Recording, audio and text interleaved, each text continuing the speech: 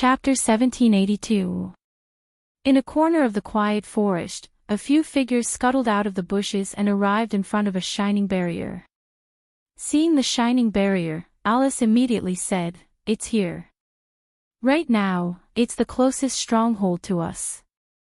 Hearing this, Claire, Linley, and Fianna's spirits were lifted. "Then, what should we do now?" Mira looked at Noah. "Attack the stronghold immediately." Noah smiled faintly and walked past the group of girls. He walked forward until he was in front of the glowing barrier. Then, he turned around and looked at the group of girls. "Is there a need to wait?" As Noah said that, a dazzling light flickered in his hand and turned into a silver steel sword that he held tightly in his hand. The group of girls immediately understood and looked at each other. Soon after, they lined up in an orderly manner and gently closed their eyes. Mira, who was in the center, began to speak. "Loyal knights of the noble Holy King, your swords are the power to eradicate the strong and help the weak. Therefore I, in the name of the great Holy King, command you to gather on my battlefield." Along with the solemn elven incantation, one of Mira's amber eyes abruptly flashed with radiance. "Raise your swords and fight for me, Holy King Division." When the solemn incantation fell, with Mira as the center, the ground began to shine with brilliant light. In the light, one after another, mysterious and complicated magic formations appeared one after another, covering the entire ground in an instant. And in the countless magic formations, bursts of light particles began to float in the air and gradually gathered. Not long after, streaks of light appeared around Mira. They were knights with swords, spears, and large shields. Their bodies were made of light. About a few hundred knights formed an army and lined up neatly around Mira. At this moment, including Mira, Claire, Linley, Viviana, and Alice, the four of them surged with phosphorescent divine power. Their bodies flashed with dazzling light. Under such circumstances, Mira opened her eyes and pointed forward. "Advance! Holy King Division." Under Mira's command, the Light Knights all raised their weapons and charged toward Noah. Seeing this, Noah's eyes flashed and he tightened his grip on the holy sword. Then, the attack begins. After saying that, Noah fiercely swung his sword at the side of the barrier. Pishich! The swift and fierce sword flashes cut through the barrier cleanly, tearing it to shreds. In front of Aster, who had the ability to counter curses, a mere barrier was nothing. After cutting through the barrier, Noah directly leaped away from the battlefield. Almost at the same time, the knights rushed into the inner part of the enchantment and began to kill. Not long after, within the barrier, a burst of panicked cries rang out. Impossible. The barrier was broken in an instant. How is that possible? What kind of elves are these? The elven envoys guarding the stronghold began to let out cries of surprise and panic as they commanded their elves to lunge at the oncoming army of knights. However, under the charge of hundreds of light knights, the elves were all bounced back by the shields. One of the elves was even unlucky enough to be cut in half by a knight's sword and dissipated into the air. That scene made the elves in the stronghold widen their eyes. Noah, who was standing guard beside the group of girls, watched as the elves in the stronghold fought against the knights like mantises trying to stop a chariot. They were constantly forced back, and the enchantments, traps, and elves in the stronghold were mercilessly slashed apart. He couldn't help but nod his head. Then, Noah turned his head and looked in Mira's direction. To be more precise, it should be said that he was looking at Mira's glowing amber eye. That was not an ordinary eye. Although it had the function of an eye, in fact, that amber eye was actually a very rare elven ore. It was called the demon-sealing eye. It was a special eye that very few children in the family that inherited the bloodline of the elves were born with. In that eye, there would often be spirits with extremely great power sealed within it. Mira was one of the elves who had the demon-sealing eye. The elves sealed in Myra's demon sealing eye were the army elves in front of him that was destroying the enemy's stronghold bit by bit, the Saint Monarch division. The so-called army elves referred to a contract elves formed by a plurality of elves gathered together. Therefore, when Myra's Saint Monarch division was released, hundreds of night elves would immediately be summoned to attack the stronghold for Myra. Moreover, the Saint Monarch division was not only a type of army elves, but also a type of military elves. Their level had reached the tactical level, and they could easily become powerful reinforcements on the battlefield. Therefore, in terms of strength, each night elf might not even be comparable to Fianna's Geochius, but together, they could be said to be an invincible elven army. With the strength of the Saint Monarch division, not to mention attacking a stronghold, it was possible to use them to suppress some weaker demon god elves. However, since it was a tactical level military elf, it meant that it required several outstanding elves to control it successfully. Apart from experts like Maoya who were specially trained to control military elves, no one could control a tactical level military elf by themselves. The other 4 elves of the Rosable Duchy's Lipa division existed to use Myra's Saint Monarch division. If they could use a tactical level military elf well, it was not impossible to obtain victory in the Elven Sword Dance Festival. This was the reason why the Lipa division was rated as a dark horse with the most potential. However, because of Noah's surprise attack, the elves of the Rosable Duchy didn't even have the opportunity to use this tactical level military elf, and were directly eliminated. Originally, this way, Myra's Saint Monarch division would not have the opportunity to use it again. But fortunately, Claire, Linley, Fianna, and Alice were all excellent elven users. They definitely weren't any weaker than the Lipa division. This was especially true for Claire and Fianna.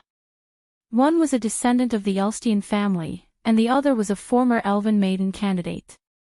They were extremely talented in this aspect. Therefore, after a few days of fumbling and Myra's guidance, they finally succeeded in summoning the tactical level military elf that Myra was looking for in the eyes of demons, and used it to attack and occupy a stronghold. If they didn't have the help of the tactical level military elf, Noah would have a hard time dealing with groups of elves and traps in a stronghold, even if the barrier couldn't stop him with his terrifying curse resistance and magic-breaking holy sword. At the very least, if those elves split up and fled, Noah might not be able to stop them all by himself. As for Claire, Linley, Fianna, and Alice, they didn't have a curse resistance like Noah's. If they entered another stronghold, they would only be weakened and very likely become a burden. This was why Noah valued Myra's elf that could attack and occupy a stronghold. With the Sage Monarch division and Noah as his Dharma protector, it was only a matter of time before things went according to plan. About 5 minutes later, the stronghold was destroyed by the Saint Monarch division, and Noah's group obtained 5 magic stones. Cheers! In their own camps, everyone raised the cups in their hands and clinked them hard. In this lively atmosphere, Noah raised his cup in Myra's direction. Today, thanks to Myra's help, we successfully took down a stronghold. Everyone, let's toast to Myra. The young girls immediately raised their cups in front of Myra. Myra's face was full of perplexity, but he couldn't resist everyone's enthusiasm. He could only stiffly raise his cup. This scene made Noah smile involuntarily. Chapter 1783. Without a doubt, everyone had gained a lot during this period of time. 6 days had passed since the start of the competition. At noon the next day, the 7 days would be over. The elven envoys who were still in the forest would all be teleported back to the great sacrificial hall and the final results would be announced. During this period of time, thanks to Myra's tactical military elves, Noah's group had attacked 6 strongholds in one fell swoop and gained a total of 30 magic crystals. If not for the fact that they had spent a few days training in order to summon the tactical military elves, their gains would have been even greater. If not for the tactical military elves, Noah's group wouldn't have gained so much. After all, just as Noah had said, Aster was a sword elven of the steel element and wasn't suited for large-scale battles. Even if he could rely on his valiant strength to attack the strongholds, if the enemy wanted to escape, Noah wouldn't be able to make them stay. In that case, the magic crystals they gained would definitely be much lower. However, with the Sage Monarch Division's encirclement, the enemy couldn't escape even if they wanted to. In the end, all of them were left behind and the magic crystals went into the pockets of Noah's group. Therefore, Myra's contribution wasn't small. Of course, without Claire, Linley, Viviana, and Alice, Myra's Sage Monarch Division wouldn't have been able to be used. Therefore, the contribution of the girls wasn't small. As for Noah, during this period of time, he was only responsible for guarding the girls who were concentrating on commanding the tactical military elves. If not for Noah, the enemy elves would definitely have taken advantage of the opportunity to ambush the girls and interrupt their control of the Sage Monarch Division, thus turning the tables. In view of this, in fact, if one were to talk about contributions, everyone present had some. However, the Sage Monarch Division was under Myra's control, so they still had to show their gratitude. According to the distribution system, we will receive 2/3 of the 30 magic stones. In other words, we will receive 20 magic stones. After expressing his gratitude, Noah settled the accounts. The remaining 10 magic crystals will go to Myra. Does anyone have any objections? The group of girls naturally had no objections. By the way, other than the magic stones that they had to carry with them, the rest of the magic stones that they obtained from others were kept by Noah, who had the strongest strength. Hence, Noah took out his gift card and took out 10 magic stones before handing them to Myra. Myra didn't argue and simply accepted the magic stone.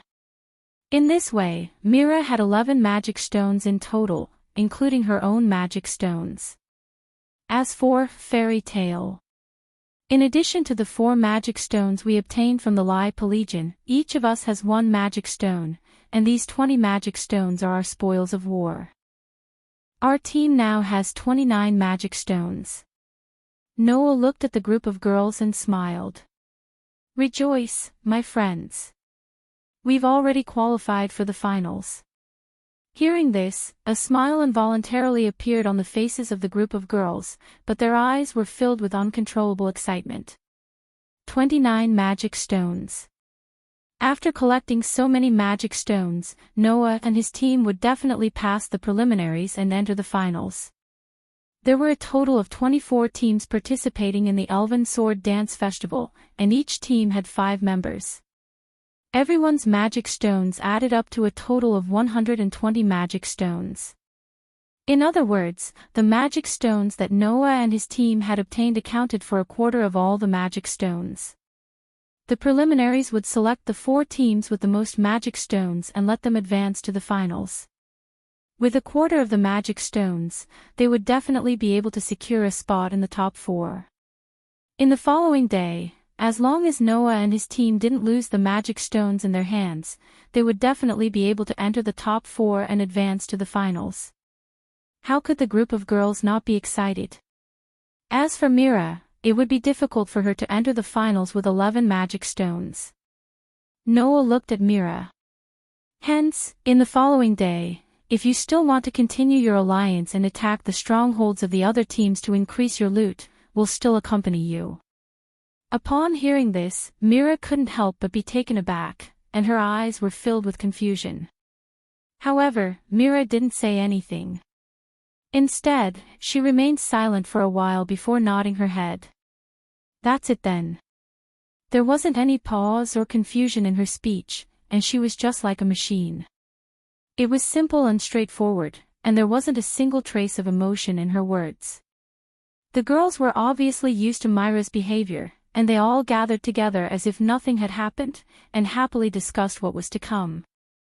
However, the group of girls didn't neglect Myra, and while they were discussing excitedly, they didn't forget to drag Myra into their circle, and kept asking her questions. Myra was like a little sister to these young ladies who were pure and didn't have many bad thoughts. She wasn't an opponent who could become an enemy, right? Hence, during this period of time, the girls treated Myra as if she was their biological sister. And this enthusiasm seemed to be troubling Mira.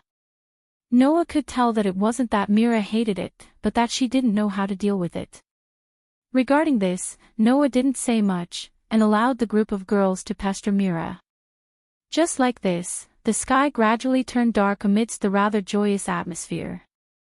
Not long after, night fell. In the campsite, the bonfire was burning slowly. At this moment, it was already late at night. In the tents next to the bonfire, Claire, Lindley, Fianna, and Alice had already fallen asleep and entered a sweet dreamland. Come to think of it, obtaining the qualifications to enter the finals would definitely let these girls have a good dream, right? On the other hand, Noah, who was in charge of the night watch, came out of the tent and began patrolling.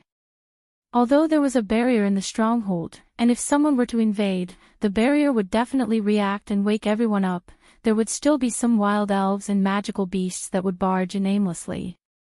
These wild elves and magical beasts weren't within the barrier's range of defense.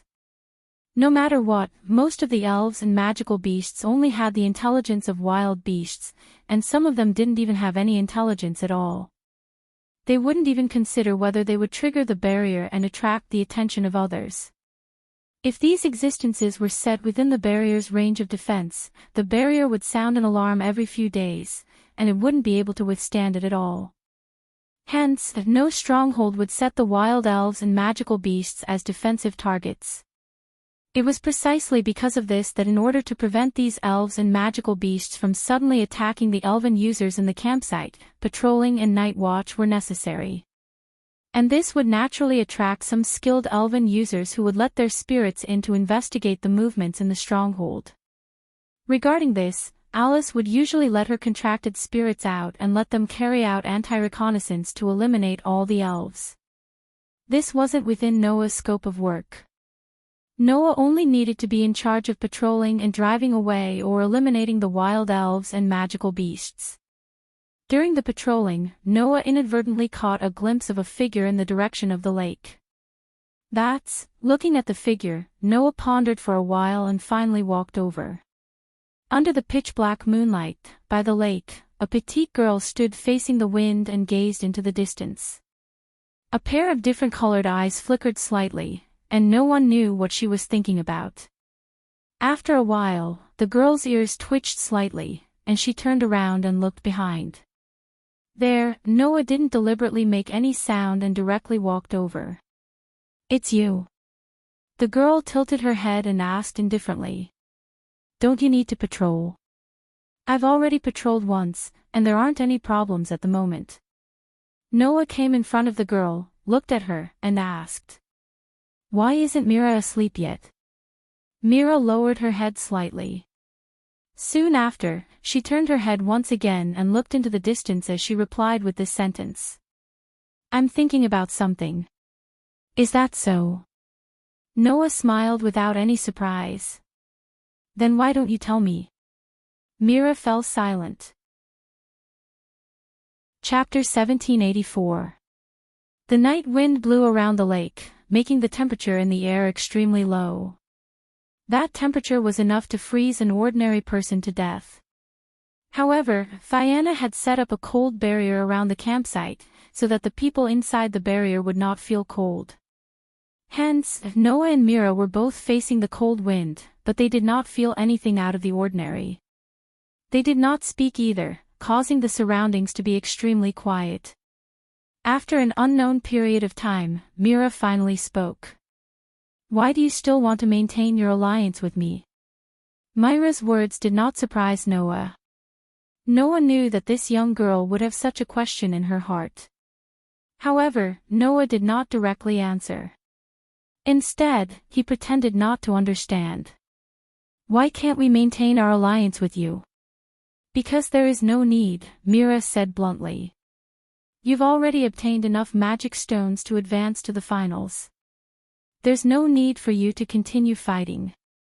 As long as you stay here obediently, you'll naturally obtain the qualifications to advance to the finals tomorrow afternoon. Doing so won't do you any good. Maintaining an alliance with me and continuing to fight will only increase the risk of the magic stones being taken away." Mira turned his head and looked at Noah. If it were me, I would definitely take a defensive position and stay in the stronghold to avoid unnecessary battles. This was why Mira was puzzled when Noah chose to maintain their alliance during the day. In Mira's opinion, Noah's group had no reason to continue fighting. If they continued to fight, it would only harm them, and there would be no benefits. The most appropriate measure would be to end their alliance with Mira. However, not only did Noah not do that, he even took the initiative to maintain their alliance. Why would Noah do that? What benefits would he gain from doing so? Because of this question, Mira was unable to sleep and pondered for an entire night. Obviously, Mira did not get an answer at all, so he could only ask Noah directly. Looking at Mira's puzzled expression, Noah could not help but laugh, and instead of answering, he asked another question. Then, why are you still here? This question stunned Mira. You just said that if it were you, you would choose to stay in the camp and avoid unnecessary battles to prevent any mishaps. Noah met Mira's gaze. Then, think about it again. If you were in my shoes, and your side's combat power was almost completely intact, and you obtained enough magic stones to advance to the finals, while the teammates of your ally were all eliminated. With 11 magic stones in their possession, they were of no value. What would you do? Noah's words woke Mira up from a dream. A person who has no value, possesses 11 magic stones, has all his teammates eliminated, and can't use his contracted spirit alone. If it were a sinister person, there would only be one thing he would do. Noah glanced at Mira. Firstly, it was definitely because of this overly powerful and dangerous power that her parents were afraid of, and then abandoned or sold her. Secondly, since Mira represented the Rossibel Duchy in the Elven Sword Dance Festival, it proved that the one who accepted this girl was the country. For a small country that had just become independent from the divine kingdom of Georgia not long ago, the Rossibel Duchy was far inferior to the surrounding countries in terms of military strength and economic power. It was impossible for such a country to not want to obtain glorious results in the Elven Sword Dance Festival and use it to increase the overall strength of the country. As such, Mira, who possessed the demon sealing eye, was bound to be nurtured as a weapon in order to obtain victory in the Elven Sword Dance Festival. In the end, looking at the current Mira, who was undoubtedly only 13 years old, but had no emotions like a doll, it was not difficult for anyone to imagine how the Rossibel Duchy would treat her for this goal. It was precisely because of this that Mira was not allowed to have emotions. This girl was definitely in the process of being used as a weapon, and her emotions were gradually taken away from her by others, right? Therefore, facing the enthusiasm of Claire, Linley, Friana, and Alice, Mira put on a troubled expression, not knowing how to respond at all. It was also because of this that Mira did not think in terms of emotions, and fell into an unprecedented dilemma, thinking here for an entire night. Unfortunately, the final answer made Mira completely lost. Just like what you said, my existence is only to obtain victory in the Elven Sword Dance Festival.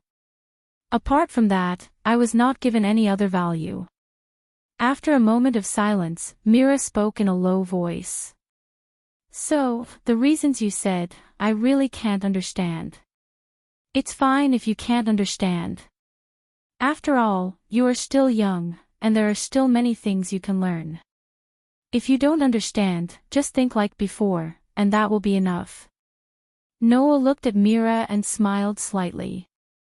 And personally, I am actually very happy that you did not suspect that we would attack you, and that you trusted us. As long as that is the case, that is enough. After saying that, Noah extended his hand and patted Mira's head as she stared blankly at him. At least, this proves that you still have human emotions, and that you are not a tool. After saying that, Noah turned around and left. Mira stared blankly at Noah, who was gradually leaving. After Noah left, she subconsciously reached out her hand and touched the head that Noah had just patted dotingly. Feeling the lingering warmth, Mira murmured, "I am not a tool." Today was the last day of the Elven Sword Dance Festival preliminaries. Now that they had decided to go out and fight, this camp was no longer necessary. Hence, under Noah's lead, everyone gathered together and walked out of the stronghold after putting away the items they brought in the camp. As soon as they walked out of the stronghold, everyone maintained a formation. The basic formation was Alice, who could fight in close range, at the front, Claire, who was good at fighting in mid-range, at the back, and Linley, who could only fight in long range, ready to support any place at any time. Fayanna, whose fighting ability was lower, and Mira, who couldn't use contracted spirits by herself, were in the center of the formation. Noah stayed beside Fayanna and Mira, responsible for protecting these two girls who could play a key role. Maintaining this formation, under the leadership of Alice's wind spirit, Smoth, the group hurried in the direction of one of the strongholds that they explored yesterday. However, it didn't take long for Noah, who had been following beside Fayanna and Mira, to raise his eyes and stop. As soon as he stopped, everyone stopped as well. Fayanna, who was closest to Noah, asked strangely, "What's wrong?" As soon as Fayanna's words fell, and before Noah had time to answer, Smolf, who was flying in the air at the front of the team, shouted excitedly with a sharp eagle-like voice. Alice's eyes narrowed as she looked at Smooth and shouted, "What are you doing?" "Ambush." That one sentence made everyone's body tense up. Almost at the same time, in the surrounding forest, figures flashed out and instantly surrounded Noah's group. "WH. What?" The girls were all shocked. There were two reasons for the shock. One was the number. The team that surrounded them was not just one team of 5, but 2 teams of 10. The other was the country that the 2 teams belonged to. "You are," Mira said in a deep voice, "the representative team of the Holy Tuya Kingdom." Taking a closer look, the group of girls who had flashed out from the surrounding forest were all wearing the same uniform. With red as the base and white patterns as decorations, it was the exact opposite of Myra's uniform. Considering that the Russell Bell Duchy was an independent country from the Holy Lucia Kingdom and had a bad relationship with the Holy Lucia Kingdom, the uniforms of the 2 countries were similar, but the color scheme was completely opposite. There was nothing strange about it. In addition, the Holy Lugia Kingdom and the Holy Lugia Kingdom both obtained 3 spots to participate in the Elven Sword Dance Festival. There was no need to think about why these 2 teams of 10 would appear together. Teams from the same country acting together. Claire said sarcastically while vigilantly clenching the flame whip in her hand. That's completely different from our country's mode of action. Although the Holy Lugia Kingdom also had 3 teams participating in the Elven Sword Dance Festival, they would not cooperate. This was because everyone had their own wishes that needed to be fulfilled. The Holy Lugia Kingdom was clearly different. They were only fighting for their country, so it was not strange for them to cooperate. However, is it a coincidence that they ambushed here? Or have we been their target from the start? While the rest of the young ladies were vigilant, Noah glanced around at the young ladies as if he had nothing to do and said so. "I'm quite curious about this." Noah's words attracted a reply from one of the girls. "Don't think too much. Our target from the start was you, the Holy Lugia Kingdom's fairy tale team." Just as he finished speaking, another Holy Lugia Kingdom's elf ambassador spoke with resentment. "Mira pays its demon sealing I should be our Holy Lugia Kingdom's possession. You actually used our possession to obtain so many magic stones. How could we allow you to qualify for the finals?" It seems that the actions of Noah and his party during this period of time have fallen into the investigation of the Divine Kingdom of Georgia. Otherwise, these people wouldn't have known that Noah's group had enough magic stones to qualify for the finals. In response, Mira merely looked at the man coldly. "My eyes don't belong to your Holy Lugia Kingdom." Hearing this, the surrounding elves sneered disdainfully. "Your Russell Bell Duchy became independent from our Holy Lugia Kingdom. Everything in that country should belong to our Holy Lugia Kingdom, including you, Mira pays it." You'd better obediently submit to us. That rude and willful speech made Claire, Linley, Fayanna, and Alice's group reveal angry expressions. Then, the other party said this. I was originally worried that you would hide in your stronghold before the end of the competition. Now that you've walked right into our trap, don't blame us. Your magic stones and demon sealing eye belong to us. After saying this, the Holy Lugia Kingdom's elves surrounded Noah's group and started chanting an elven magic incantation. Suddenly, a dense divine aura surged from the elves' bodies, causing the atmosphere to become chaotic. Noah immediately spoke. Claire. I know. Claire hurriedly chanted an incantation.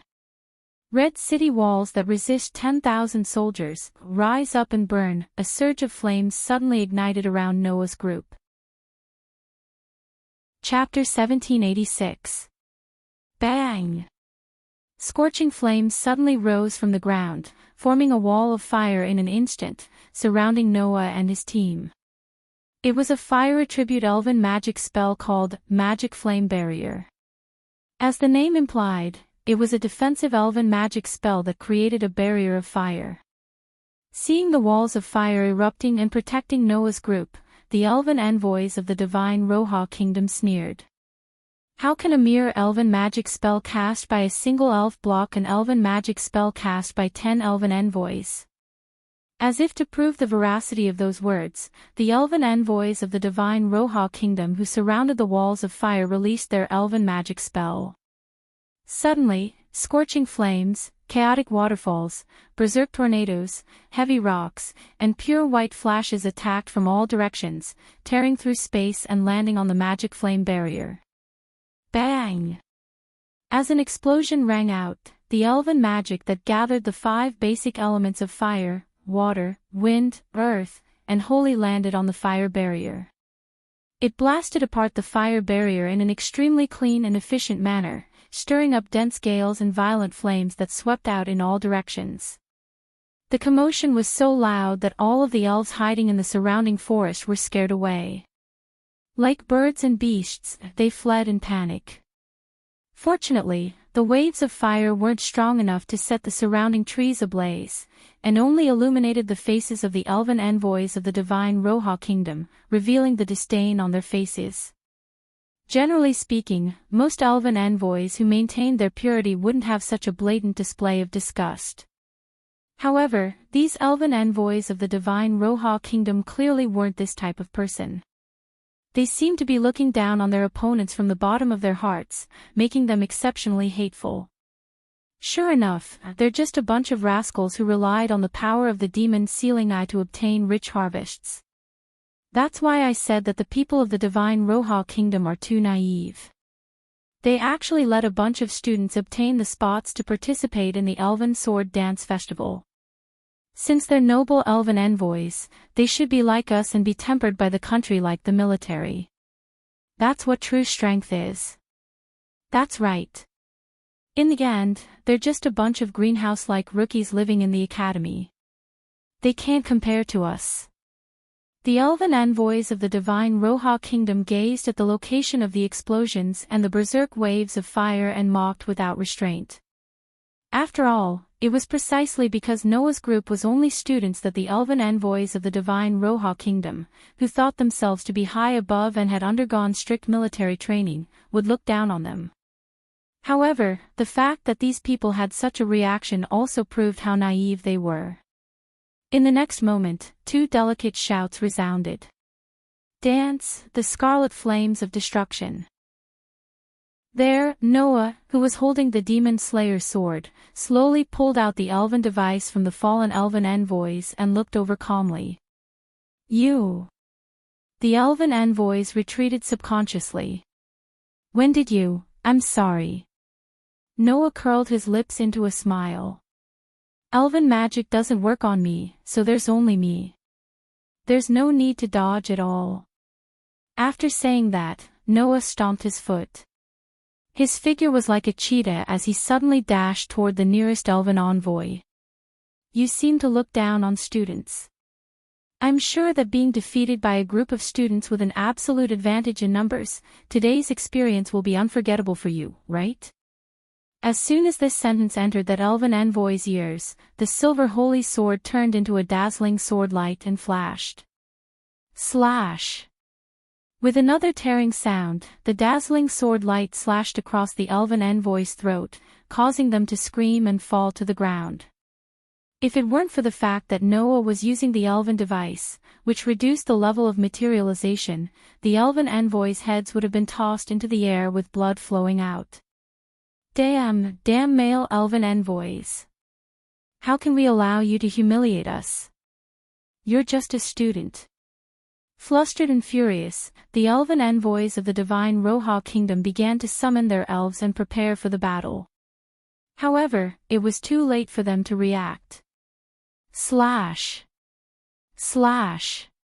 Slash! Slash! Like a ghost in the night, Noah shuttled through the woods without a trace and dashed toward the elven envoys of the divine Roha kingdom. The silver holy sword in his hand turned into the most horrifying weapon and slashed at the elven envoys. Og! Aw!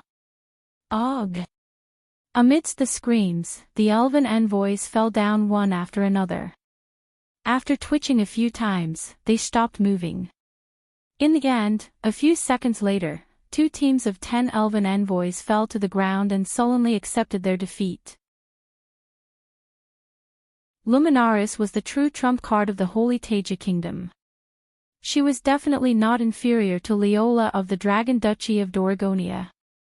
Based on the Holy Teja Kingdom's policy of treating the elven envoys as soldiers, it wasn't strange for the other 2 parties to assist Luminaris' team and help them win.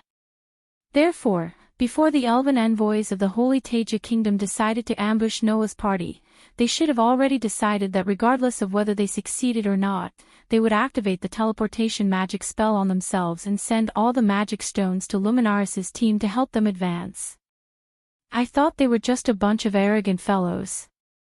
I didn't expect to be tricked in the end, Alice said with some admiration. In the end, they're still elven envoys who aim to be soldiers. It seemed that Alice, who came from a martial arts family, had changed her opinion of the elven envoys of the Holy Teja Kingdom. However, that wasn't strange. After all, the Frangelto family was the one in charge of the military of the Holy Teja Kingdom. In other words, we fought for nothing this time. Lynn Silei pouted, feeling rather indignant. What a hateful result. You should be content, Noah said with a chuckle. Generally speaking, being ambushed by 2 parties of 10 elven envoys from the same kingdom would most likely result in total annihilation. It's already considered good that we were able to turn the tables and defeat them without any casualties. Noah's words made the girls ponder for a while, and they agreed with him. However, it's true that we fought for nothing, Noah reminded. Being entangled by the elven envoys of the Holy Teja Kingdom has indeed wasted a lot of our time. There's not much time left before the end of the competition, and we have to hurry for Myra's sake. The girls nodded in agreement. However, just as Noah was about to give the order to set off, a hand tugged at the corner of his shirt. Thank you for thinking of me. Mira looked at Noah, and her heterochromatic eyes flickered slightly as she said this. However, it's fine to stop here. Myra's words stunned everyone.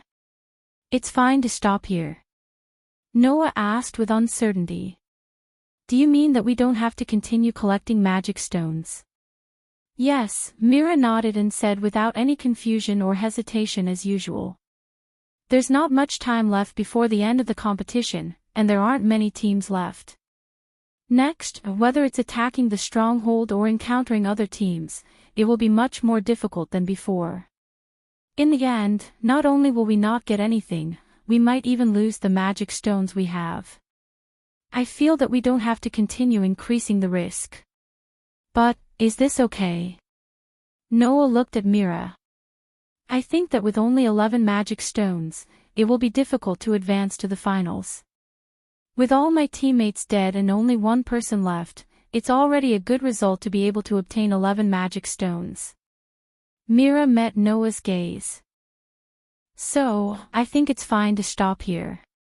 Noah didn't know what to say.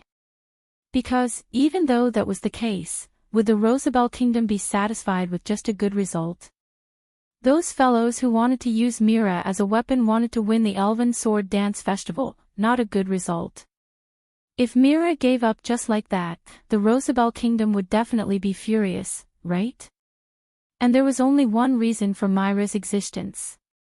That was to win the Elven Sword Dance Festival. If this goal failed, Noah could imagine what would happen to Mira. However, Mira definitely knew this, so why would he give up suddenly? As though he had seen through Noah's thoughts, Mira smiled bitterly like a human for the first time. The elven envoys of the Holy Korea Kingdom took the risk to ambush you because of me. If not for your strength, those fellows would have succeeded because of me. You said that I still have human emotions. I didn't believe it last night, but I do now. Mira stopped smiling bitterly and looked at Noah with a gentle expression. Because, I sincerely don't want to see you in any danger because of me. Mira. Claire, Linley, Fayanna, Alice, and the other girls were somewhat moved.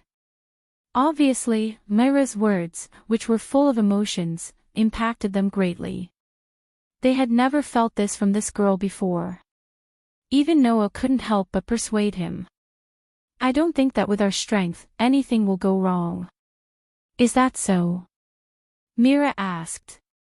Then what if we meet Lane Isabel, who even you think is unreasonably strong?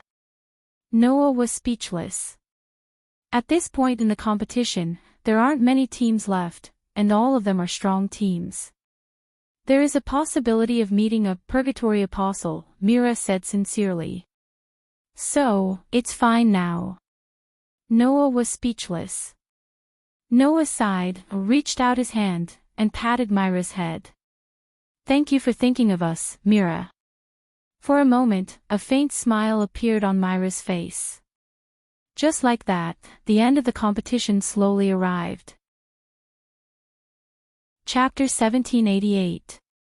Just like 7 days ago when the Elven Sword Dance Festival officially opened, the vast grand sacrificial hall was packed with people.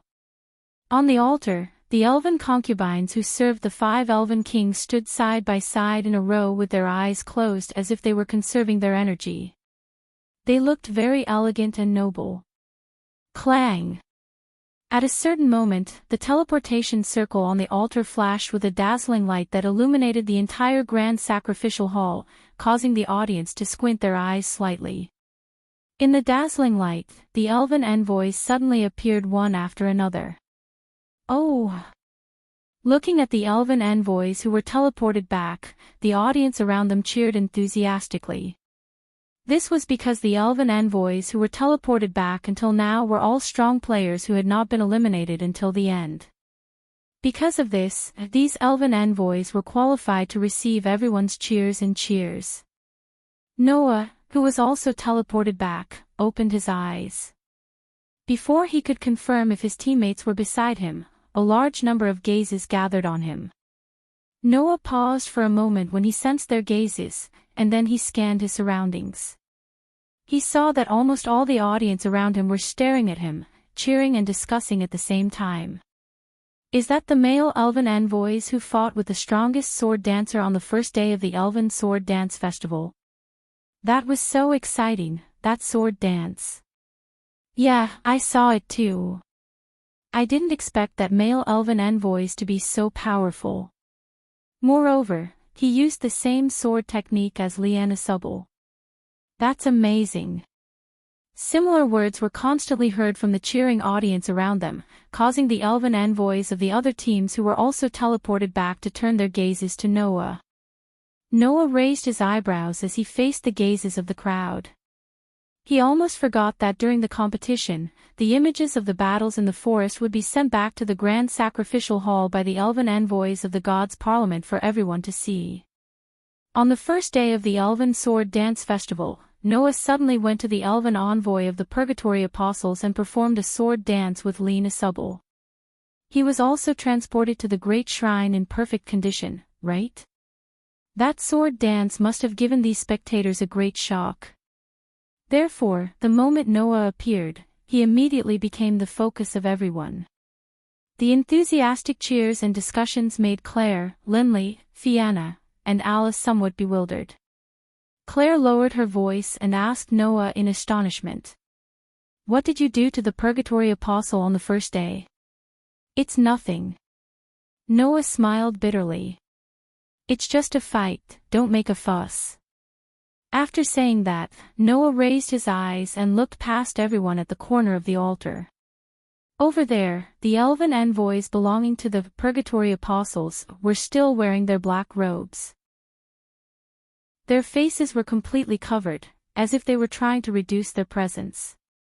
They quietly stood in a row. However, Noah could clearly feel the gazes of the Purgatory Apostles. Some of the gazes were full of anger, some were full of fear, and some were full of resentment. The gaze full of anger came from Maoya. Come to think of it, at that time, Maoya didn't have any power to fight back in Noah's hands, which made her very angry. The gaze full of fear came from Lily. After seeing Noah's terrifying strength, this girl from the Elfie clan already regarded Noah as an undefeatable enemy. And the gaze full of resentment came from Sarah. For this extremely prideful witch, Noah killing her without any explanation was probably the biggest humiliation of her life. On the other hand, Lotus and Red Lotus glanced at Noah at the beginning, then lowered their heads and hid their faces under their hoods. No one knew what they were thinking. Noah smirked at the completely different reaction of the group of people. He no longer paid attention to them. At this time, on the altar, the 5 elven envoys opened their eyes at the same time. The surrounding cheers suddenly stopped abruptly and disappeared completely. On the altar, the elven envoys all looked at the 5 elven envoys. Under everyone's gaze, one of the elven envoys stepped forward. "Now, I will announce the results of the Elven Sword Dance Festival preliminaries. Please look at the screen here." After saying that, the elven envoys raised her hand, holding a piece of elven organ. The fairy ore emitted a dazzling light and released a screen. It was like a projection that was projected above the altar. On the screen, the results of the Elven Sword Dance Festival preliminaries were imprinted in everyone's eyes. First place, Alpha Empire's Purgatory Apostle Team, Magic Stones obtained, 35. Second place, Audesia Empire's Fairy's Tale Team, Magic Stones obtained, 29. Third place, Holy Georgia Kingdom's Saint Knights Team, Magic Stones obtained, 21. Fourth place, Duragunia Dragon Duchies, Dragon Emperor Knights, Magic Stones received, 15.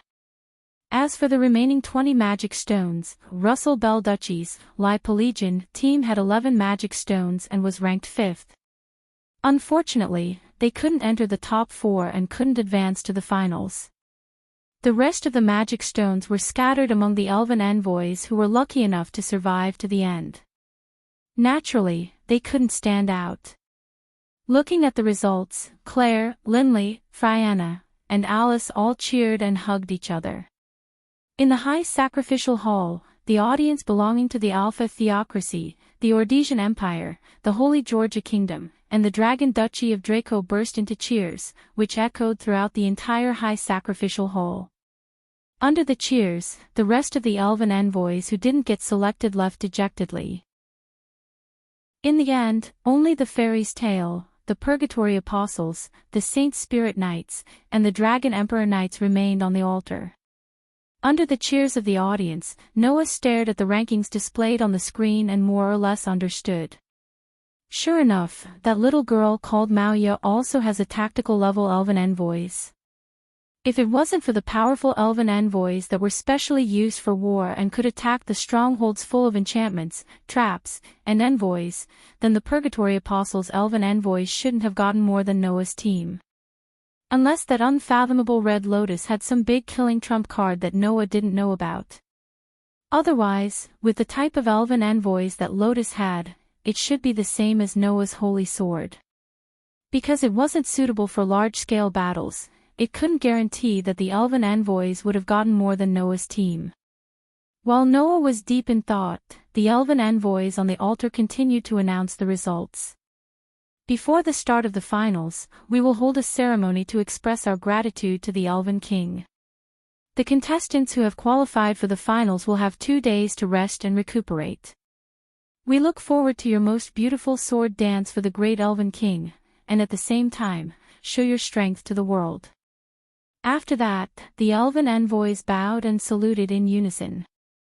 Then, under the cheers of the audience, they slowly left the hall. Almost at the same time, the elven envoys under the Purgatory Apostles' elven envoys left silently. The Saint Spirit Knights also left under the lead of a young girl. However, before leaving, the girl seemed to have glanced at Noah's direction. Noah knew. That girl was most likely Luminaris. Obviously, the other party already knew who defeated the other 2 teams of the Holy Korea Kingdom. It seemed that in the finals, not only the Purgatory Apostles, but also the Saint Knights might have their eyes on him. Just as Noah was thinking this, another scorching gaze was cast on him. Noah turned his head and looked over. He saw Leola looking at Noah with eyes full of fighting spirit. After a while, she led the team and left the scene. Well, maybe everyone will have their eyes on me. Of course, this matter would only need to be considered during the finals. Now, Noah had one more thing to do. Chapter 1789. On the top floor of a high-class hotel on the Holy Floating Island, in a luxurious room, Mira lowered her head and closed her eyes as she stood in the middle of the room. In front of Mira, near the window, a man in a luxurious suit had his back facing her. He did not say a word, and the atmosphere was heavy. Outside the window, people were still discussing the results of the preliminaries of the Elven Sword Dance Festival. Naturally, the people who were mentioned the most were the top 4 teams in the preliminaries. The Purgatory Apostles of the Alpha Theocracy, the Fairy's Tale of Austria, the Saint Knights of the Holy Kingdom of Georgia, the Dragon Knights of the Dragon Duchy of Doragonia, the man said in an extremely cold tone as he read out the countries and representative teams that people had been talking about enthusiastically one by one. Originally, they should have mentioned the Lipa division of the Luo-Sibyl Duchy. Hearing this, Mira seemed to have nothing to say and continued to stand there quietly. In response, the man's tone became even colder. "Don't you have anything to say to me?" Mira was silent for a moment before she spoke. "I don't have anything to say, Your Highness." The man in the luxurious suit was the Prince of the Rosabelle Duchy. At the same time, this prince was also the culprit who bought Mira, whom her parents were afraid of, with money. In order to let Mira win in the Elven Sword Dance Festival, he did not hesitate to deprive Mira of her human emotions and implant the mission of winning in the Elven Sword Dance Festival. Unfortunately, the dream was beautiful, but the reality was too cruel. Not to mention winning, the Rosabelle Duchy did not even make it into the top 4. They were just in 5th place and announced their honorable exit in this year's Elven Sword Dance Festival. Of course, to the prince, this result was not honorable at all. "Don't you have anything to say?" The prince turned around with a cold smile on his face. "No, you should have a lot of things to tell me. For example, why didn't you win?" The entire process of the Elven Sword Dance Festival would be transmitted back to the Great Sacrificial Hall for all the spectators to see. Therefore, the Prince of the Rosibel Duchy clearly knew what kind of performance the Lipa division led by Mira was capable of. "The first day has just passed. Apart from you, everyone else has been eliminated." "That is undoubtedly your fault," the Prince of the Luo-Sibyl Duchy said coldly.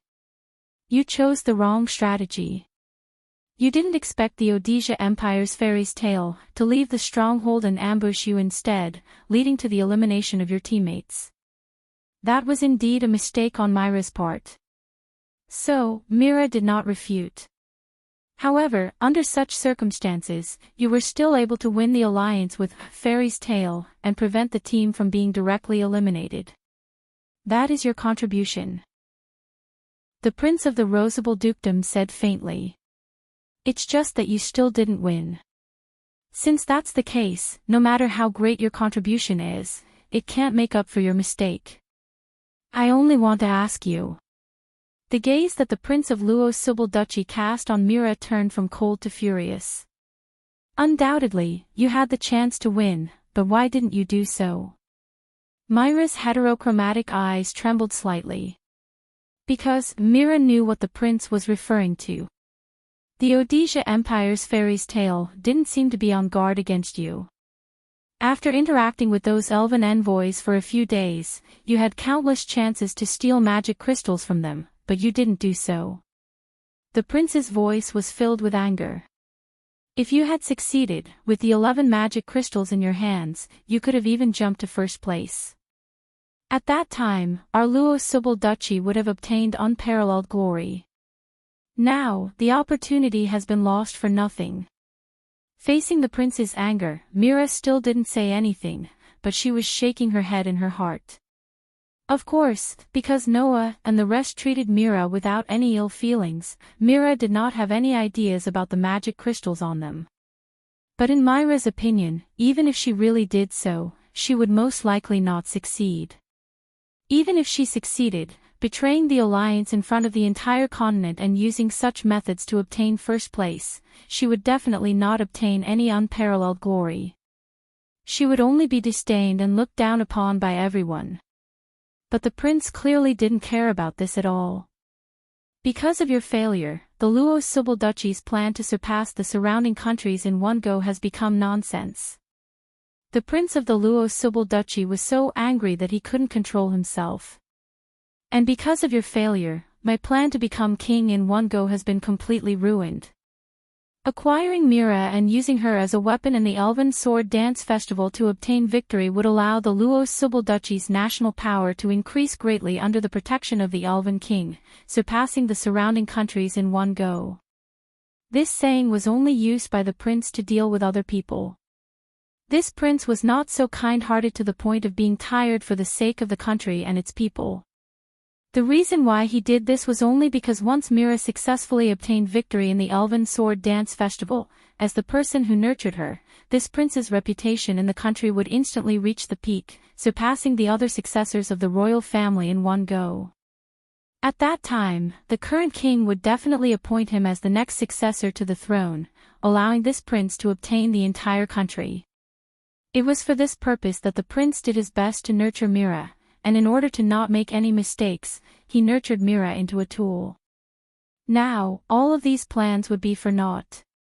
How could this not make the prince furious? Since you can't even complete your mission, then what's the point of me nurturing you? The prince took a deep breath, suppressed the anger in his heart, and looked at Mira with extreme coldness. So, I'll sell you.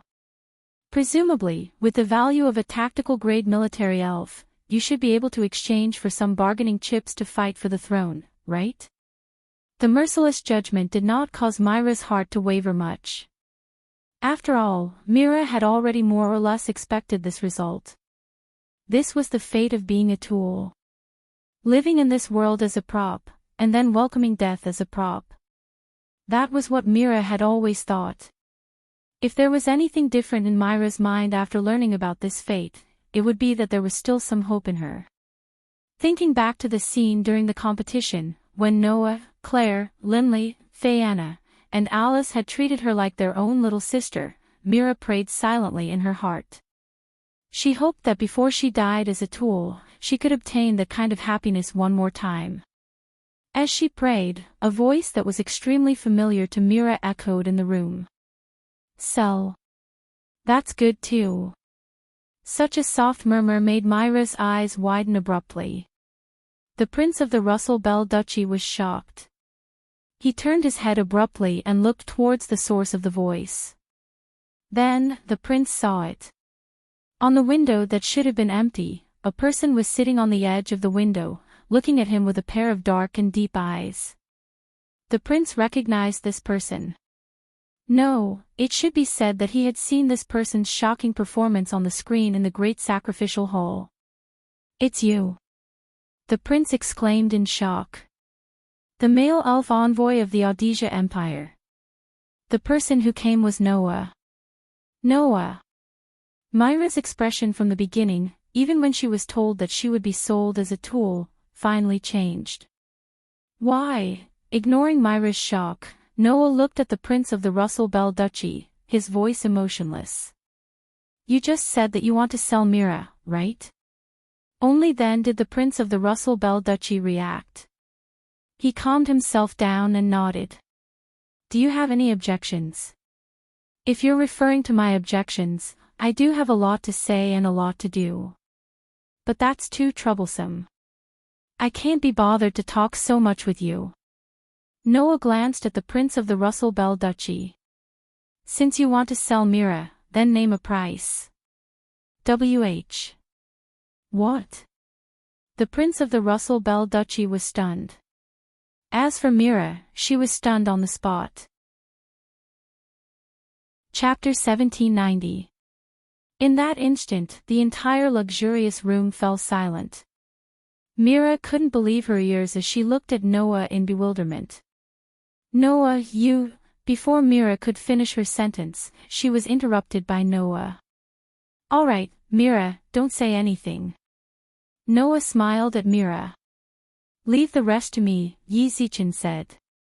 Hearing that, Mira opened her mouth, but when she saw the smile on Noah's face, she obediently closed her mouth and nodded, choosing to remain silent. Looking at the interaction between Noah and Mira, and then recalling the relationship that the two of them had more or less shown during the Elven Sword Dance Festival, the Prince of the Russell Bell Duchy had a thought.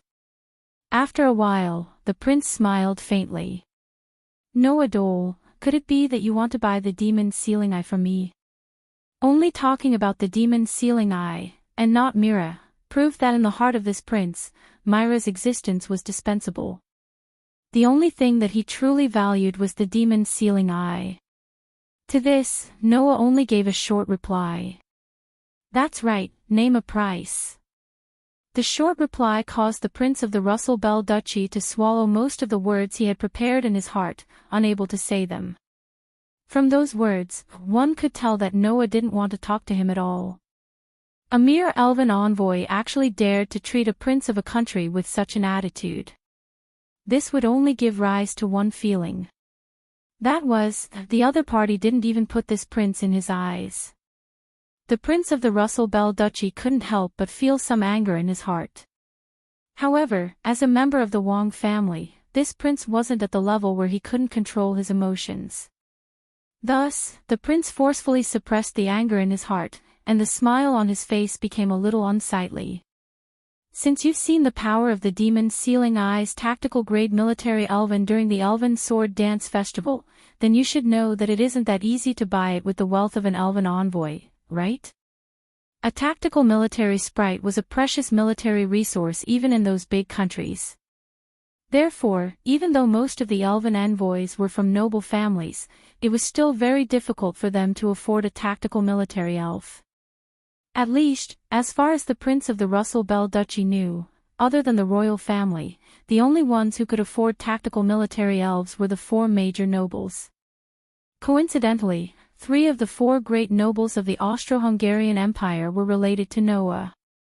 The 3 great nobles were Elstian, Lorenfrost, and Frengelto. Coincidentally, it was the family that Claire, Linley, and Alice were from. As for Fayanna, she was the second princess of the kingdom. She belonged to the royal family and had a higher status than the 4 noble families. From the looks of it, if Noah's teammates were to make a move, it wasn't impossible for them to obtain a tactical military elf. But as far as I know, the Elstian family has already declined, and their title has been stripped. The second princess of the kingdom is also no longer valued by the royal family because of the lost elven concubine. Although the remaining Lorenfrost and Frengelto families still have power, they shouldn't be willing to spend a large sum of money to buy a tactical military elf just because of the request of a few juniors, right? The Prince of the Russell Bell Duchy said with assurance. Then, what do you plan to use to complete this deal with me? The prince's words made Noah frown slightly. Seeing this, the Prince of the Russell Bell Duchy thought that he had made things difficult for Noah. Who knew that in the next moment, Noah would directly say this? You don't have to worry about how I should do it. Just give me a price and don't talk so much nonsense. You. The Prince of the Russell Bell Duchy was enraged, and his breathing became hurried. He suppressed his anger and spoke while gritting his teeth. All right, since that's the case, I'll be direct. I don't need you to give me anything valuable. However, you have to obtain victory in the Elven Sword Dance Festival and help me make a wish in front of the Elven King. If that's the case, I'll give you the demon's sealing eye. The Prince of the Russell Bell Duchy's intentions were finally exposed. That's right, this prince wanted to obtain the Elven King's wish. Apart from obtaining the protection of the Elven King, those who obtained victory in the Elven Sword Dance Festival would also be able to obtain a wish from the Elven King.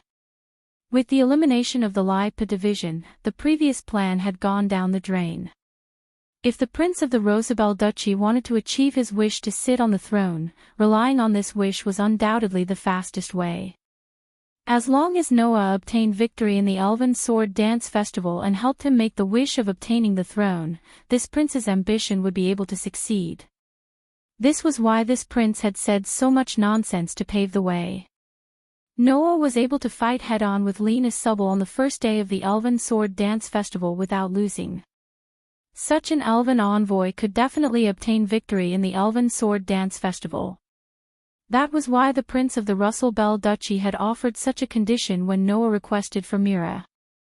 Unfortunately, this prince clearly didn't know that his wishful thinking was very good. The man in front of him had an unimaginably bad impression of him. Thus, Noah looked deeply at the Prince of the Russell Bell Duchy and sighed. If you put away your boring ambition and scheming heart, and honestly state a price, then I'll forget about it. This is your last chance. W.H. What? The Prince of the Russell Bell Duchy was slightly startled, and then his expression darkened. What do you mean by this? You still don't understand. Noah raised his eyes and looked at the prince. I thought you were a smart person. Looks like you're destined to be unpresentable. Since you don't know what's good for you, then I'll make sure you don't get anything. The Prince of the Russell Bell Duchy was finally enraged. However, before this prince could fly into a rage, Noah curled his lips and smiled. Listen carefully.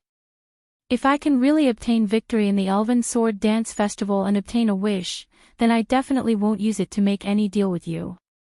Instead, I'll directly make a wish for the Russell Bell Duchy to release Mira Pacet or for the Russell Bell Duchy to disappear. That way, I'll be able to achieve my goal. Do you understand?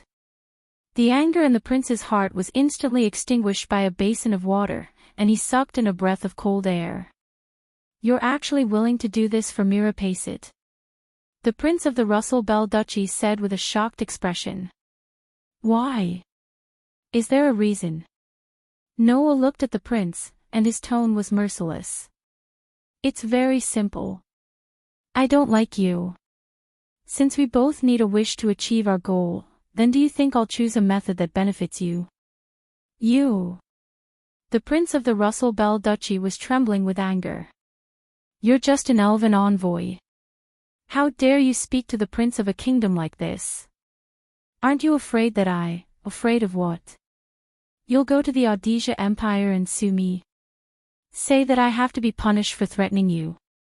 Otherwise, the diplomatic relations between the Audisia Empire and the Russell Bell Duchy will be strained? Noah said with a smile that wasn't a smile. What gave you the confidence to think that the Audisia Empire would punish an elven envoy who obtained victory in the Elven Sword Dance Festival for a small kingdom? The Prince of the Rossi Bell Duchy froze in place. That's right. To the Audisia Empire, the Russell Bell Duchy was just a small kingdom that wasn't worth their attention. As for Noah, he was able to obtain victory in the Elven Sword Dance Festival. He was an elven envoy that could bring great benefits to the kingdom. Under such circumstances, would the Audisia Empire care about the complaints of the Russell Bell Duchy? At that time, in order to not offend the Audisia Empire, the royal family of the Russell Bell Duchy might even throw this prince into the cold palace. Only then did the prince realize what was going on. In front of Noah, he didn't have any sense of superiority. Thus, the prince slumped his shoulders in defeat. Seeing this, Mira knew. She had decided where she belonged. Chapter 1791. In the end, in order to prevent Noah from being disgusted by him, he made such a cruel wish when he won the Elven Sword Dance Festival. In the end, the Prince of the Russell Bell Duchy didn't even dare to offer a price to Noah. He directly transferred Myra's ownership to Noah as if he was trying to curry favor with him. In other words, this prince had given away the tactical military sprite in a way that did not require anything in return. That was enough to be condemned as a prodigal son by others. Even if he was a prince, the Russell Bell Duchy was still a small country. Giving away a tactical-level military elf just like that was a prodigal act no matter how one looked at it. However, this was also a way to avoid disaster, right? If he didn't take advantage of this time to change Noah's impression of him, the Prince of the Russell Bell Duchy had a premonition that if Noah really won the Elven Sword Dance Festival, he definitely wouldn't mind making the wish he mentioned before. Since that was the case, he might as well use this method to sell a favor. Although, this favor wouldn't be taken to heart by Noah at all. Just like that, Mira officially left the Russell Bell Duchy and was brought back by Noah. After that, Claire, Linley, Fayanna, Alice, and the other girls who found out about this matter were shocked that Noah had done something incredible, but also very happy to accept Mira. Thinking about it, the girls were also very worried about Myra's situation before, right? Therefore, although Noah's actions were unexpected, he received the approval of the girls. However, when it came to the arrangement for Mira, Noah was a little troubled. No matter what, Mira was bought back by Noah from the Russell Bell Duchy in a high-profile manner. However, Noah really didn't consider how to arrange Mira after buying her back. In the end, Noah still decided to temporarily arrange for Mira to enter the Alessia Elven Academy. With Myra's aptitude and the fact that she was a tactical military elf in the eyes of the demon sealer, Vath and Gray would most likely accept such an outstanding student without hesitation, right? And with Greyvatha's protection, Noah didn't need to worry about anyone in the Osea Empire targeting Myra's military elves, which would be disadvantageous to her. At this point, Myra's matter came to an end. However, what Noah did not expect was that as soon as he settled Myra's matter, the person he had just mentioned in his mind appeared. Should I congratulate you on passing the preliminaries? In the tower at the center of the floating island, in Noah's room, Greyvath openly barged into his room and said this as soon as she barged in. Noah, who was thinking about making arrangements for Mira, was stunned by this heroic scene. After a while, he narrowed his eyes. Why are you here? Can't I be here? Gray and Vath said without any change in expression.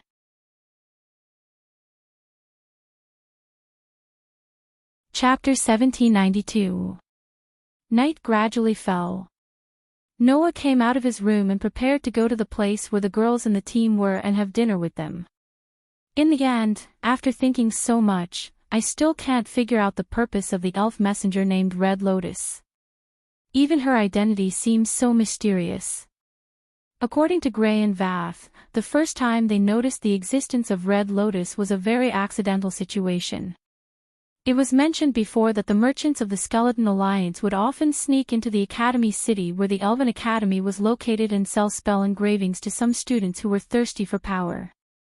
As the Dean of the Elven Academy, Gray and Vath naturally wouldn't turn a blind eye to this matter. Therefore, they had been arranging for people to monitor the movements of the Skeleton Alliance. And the base of the Skeleton Alliance was in the Alpha Theocracy. In the process of monitoring the Skeleton Alliance, Gray and Vath discovered the existence of Red Lotus. She even found out that she was wantonly purchasing military elves through the channels of the Skeleton Alliance. She inquired about the location of those lonely and helpless elf messengers and recruited them under her command. From the actions of Red Lotus, Gray and Vath found something wrong, so they had been paying attention to the movements of Red Lotus. It was under such circumstances that Gray and Vath got the information that Red Lotus was preparing to participate in the Elven Sword Dance Festival. Gray and Vath, who were keenly aware that something terrible would happen if such a dangerous person won the Elven Sword Dance Festival, finally began to feel nervous.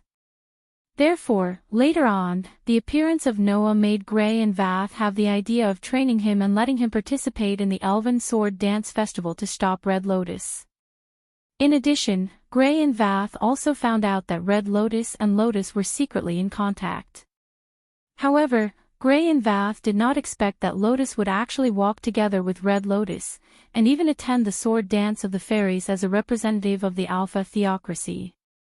4 years ago, the academy was destroyed due to some unknown incident. Lotus escaped from that place and met me. She spent the next year with me and didn't know anyone other than me.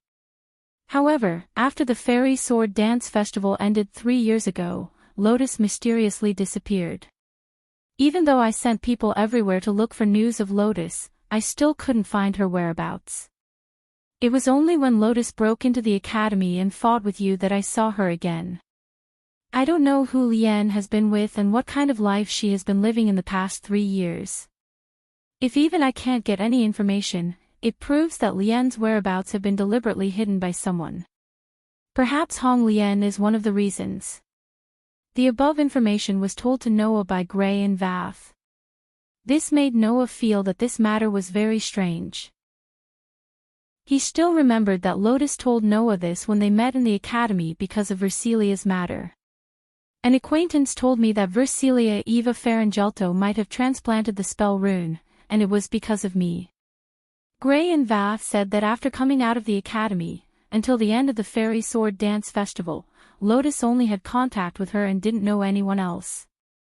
So where did this so-called acquaintance come from? Moreover, Lotus also said that the reason why she knew that Versilia might have transplanted the spell rune was because her acquaintance told her that Versilia had been in contact with the people of the Skeleton Alliance. Therefore, Noah had reason to believe that the so-called acquaintance was referring to Hong Lien. After all, Hong Lien had a very deep relationship with the Skeleton Alliance, so it wasn't strange for her to know such news. And if the acquaintance that Lotus was talking about was Hong Lien, then Hong Lien's identity was a little thought-provoking. I remember that Lotus once said that her acquaintance happened to have an extraordinary relationship with Claire and Friana.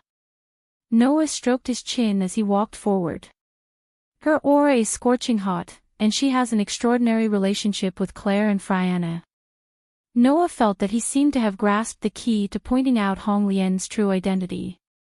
In addition, Losty also mentioned that Hong Lien seemed to have formed a contract with a mythical elf. This made Noah's mind flash, and he suddenly stopped in his tracks. It can't be. Noah couldn't help but murmur. Could it be that Hong Lien is that person? If it was really as Noah thought, and Hong Lien was that person, then it wouldn't be a joke. Not to mention other things, if people knew that this person actually participated in the Elven Sword Dance Festival openly and appeared in front of everyone, it would definitely cause an unimaginable uproar. Especially the House of Gods and the Ordesia Empire, they might directly interfere in the Elven Sword Dance Festival and attack Hong Lien. But that's not right. Noah frowned. If Hong Lien is really the person I think she is, then why would she participate in the Elven Sword Dance Festival? The Elven Sword Dance Festival was actually a large-scale ceremony to offer sacrifices to the Elven King. Elven envoys from all over the continent would perform sword dances during the ceremony, and the most beautiful sword dance would be presented to the Elven King. That was the most fundamental purpose of the Elven Sword Dance Festival. In other words, the Elven King would be watching the entire process of the competition. If Hong Lien was really the person Noah thought she was, then the Elven King wouldn't let her participate, right? Or even the omnipotent Elven King doesn't know Hong Lien's true identity. Noah felt as if he had found the vine that would lead him to the location of the melon. If Noah were to follow this vine, he would be able to reveal the biggest secret of the Elven Sword Dance Festival to Noah. However, he still couldn't find the location of the melon. Therefore, it was still a long way to go if he wanted to follow the vine to the melon. However, if it's really as I think, and Red Lotus is that person, then we have to consider whether or not we should let Claire and Fianna face her in the finals, or even let them meet. Thinking of this problem, Noah's expression became more or less dignified. At this moment, a voice sounded from behind Noah. "What are you thinking about here alone?" The sudden voice startled Noah. He turned his head and subconsciously looked behind him. In the next second, Noah was stunned and cried out in surprise. "Why is it you?" The person who appeared behind Noah was a young lady with shoulder-length black hair and a beret with a flying dragon emblem on her head. She exuded a strict temperament. She was the trump card of the Dragon Duchy of Doragonia, the leader of the Dragon Emperor Knights Leola Lancaster. "You didn't notice my presence even when I got so close." Leola looked straight at Noah. This isn't the performance of a powerful elven envoy who is on par with Lyanna Subble. Noah could clearly hear the dissatisfaction in Leola's words. It was a straightforward emotion that one would only have when one's favorite opponent didn't perform as well as one had imagined. Of course, Noah was indeed too focused on thinking and didn't notice Leola's approach. However, that also proved that Leola didn't approach Noah with any evil intentions. If Leola approached Noah with clear hostility, malice, and killing intent, Noah's sensing ability would have reacted and it would be impossible for him not to notice Leola. However, Noah didn't purposely explain and continued to ask. "Why are you here? Why do I feel like I'm being perfunctory?" Leola furrowed her beautiful brows, but soon, she didn't care anymore. "I'm here to look for you." "Look for me?" Noah raised an eyebrow. "Don't tell me you want to have a fight with me again." "That might not be a bad idea, but compared to having a private fight with you here, I prefer to have a fair fight with you in the finals of the Elven Sword Dance Festival." Leola didn't hide her thoughts at all. "Before that, let's forget about the private fight." "Is that so?" Noah shrugged. "But who knows when the dragon's blood will awaken again?" "Don't worry, I've already fought enough during the preliminaries. The dragon's blood will only awaken when my thirst for battle is stronger." "My thirst for battle hasn't reached that stage yet." Leola looked at Noah and the corners of her lips curled up. "There's only one thing I'm sure of, and that is that a dragon in my body is thirsting for a fight with you." In other words, if there was a chance, Leola would definitely challenge Noah. Chapter 1793. Even though they hadn't known each other for a long time and had only met 2 to 3 times, Noah more or less understood Leola Lancaster. In simple terms, she was a person who was loyal to her instincts. While being a knight, Leola was also a warrior. Perhaps due to her identity as a dragon servant, Magish G, this knight-come-warrior was as competitive as a fierce dragon and was loyal to her instincts. To this young lady, the happiest thing was to be able to find a worthy opponent, right? And it was very obvious that Noah was a worthy opponent in the eyes of this Duke Dragon. Moreover, during the awakening of the dragon blood, Noah had also gotten rid of Leola in a straightforward manner. That situation must have made Leola even more excited, right? In the beginning, my goal was to fight the strongest sword dancer. But now, compared to Lyanna Subble, I hope to fight you more. Leola looked at Noah with a burning gaze. "I hope that during the sword dance of the elves, you can calm the hot blood in my heart and satisfy the thirst of the dragon in me." "Let's hope so," Noah said as if he didn't see Leola's burning gaze, avoiding the main point and dwelling on the trivial.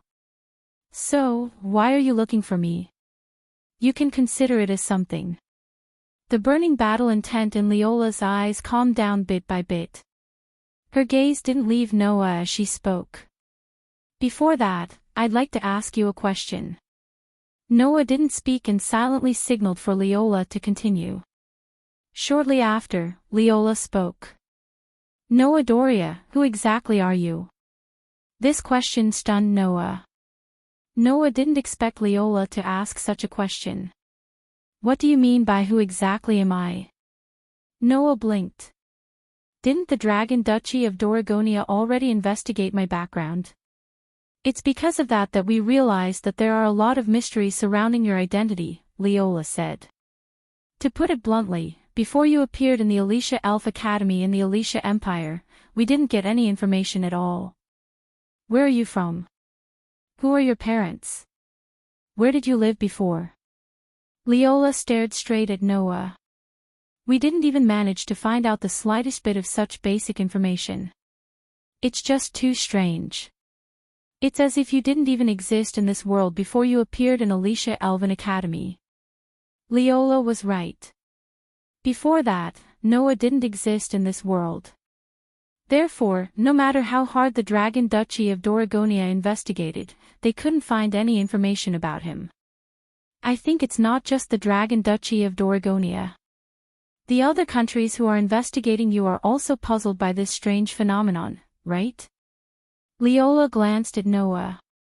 Although we suspected that the Alicia Empire might have deliberately concealed information about you and erased all traces of your past, if that's the case, they might as well erase all traces of you before the Elven Sword Dance. There's no reason for them to only erase traces of you before you entered the Alicia Elf Academy. And then? Noah did not deny or admit it, but asked this question. What are you trying to say? There's only one thing I want to say, Leola stared at Noah and said word by word. That is, whether or not you are an elven envoy of the Ordesian Empire. Oh. Noah seemed to have guessed the purpose of Leola's visit. He immediately smiled. If I say no, what are you going to do? It's simple. Leola shifted her gaze to Noah. Noah Doloa, join us, the Dragon Duchy of Doragonia. When these words came out of Leola's mouth, Noah thought to himself, as expected. At this point, Leola's intentions were clear. This girl was here to poach. To be able to fight on par with the strongest sword dancer, there's no doubt about how outstanding you are as an elven envoy, Leola said. We, the Dragon Duchy of Doragonia, have taken a liking to your abilities and talents. We believe that you are one of the most outstanding elven users on the continent. If we can use this ability of yours, it will greatly increase our influence. On top of that, you are the second male elven user in history. Therefore, your genes may even improve the quality of our elven users. That is what we believe. Gene. Noah was stunned. In other words, the Dragon Duchy of Doragonia wasn't only targeting Noah, but also his descendants. What's so strange about that? Leola said matter-of-factly.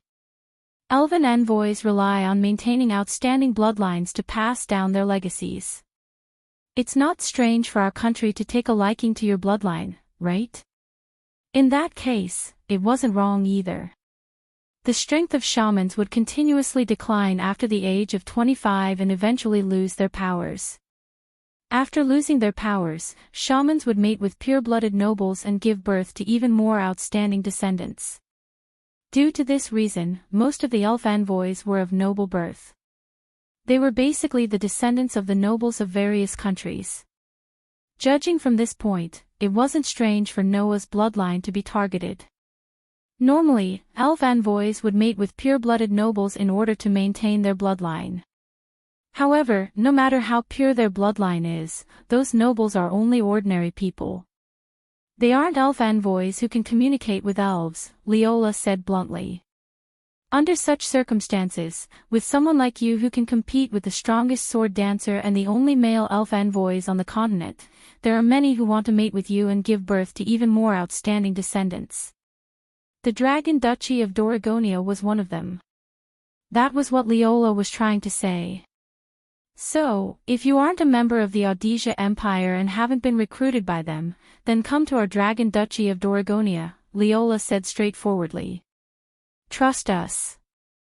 We can definitely give you more than the Audesian Empire. Of course, you have to pledge your loyalty to our country and leave your descendants behind. Noah was speechless. No, it wasn't just speechlessness. Noah almost choked on his breath. Leave your descendants behind. Was there a need to be so direct? Noah said straightforwardly. In other words, you're proposing to me, right? His words made Leola, who had been extremely calm since the beginning, open her eyes wide. Then, her pretty face flushed red. You! What nonsense are you saying?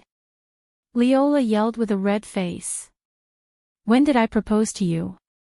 Undoubtedly, you just said that your country has taken a fancy to my bloodline and hopes to have an elf envoys mate with me to give birth to even more outstanding descendants, right? Noah was amused by Leola's reaction. Since that's the case, there's no reason for your country to allow some ordinary elven ambassador to mate with me for the sake of having outstanding offspring. Instead, they would allow the most outstanding elven ambassador in the country to become my other half. No matter how I think about it, it can only be you, the princess who has inherited the rare dragon bloodline and is the trump card of the Dragon Duchy of Dorgonia, right? Leola's expression froze. Clearly, the future Noah spoke of was not impossible. If that was the case, then was it Leola, who had been persuading Noah to pledge his loyalty to the Dragon Duchy of Dorgonia, proposing to Noah? What?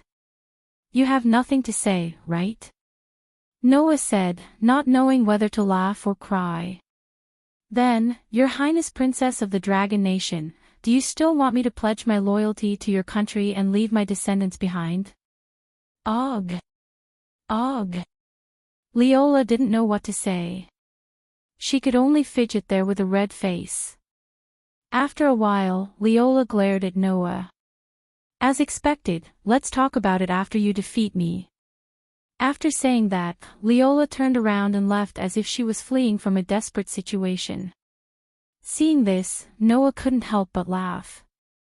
As expected, no matter how strong you are, you're still an innocent witch.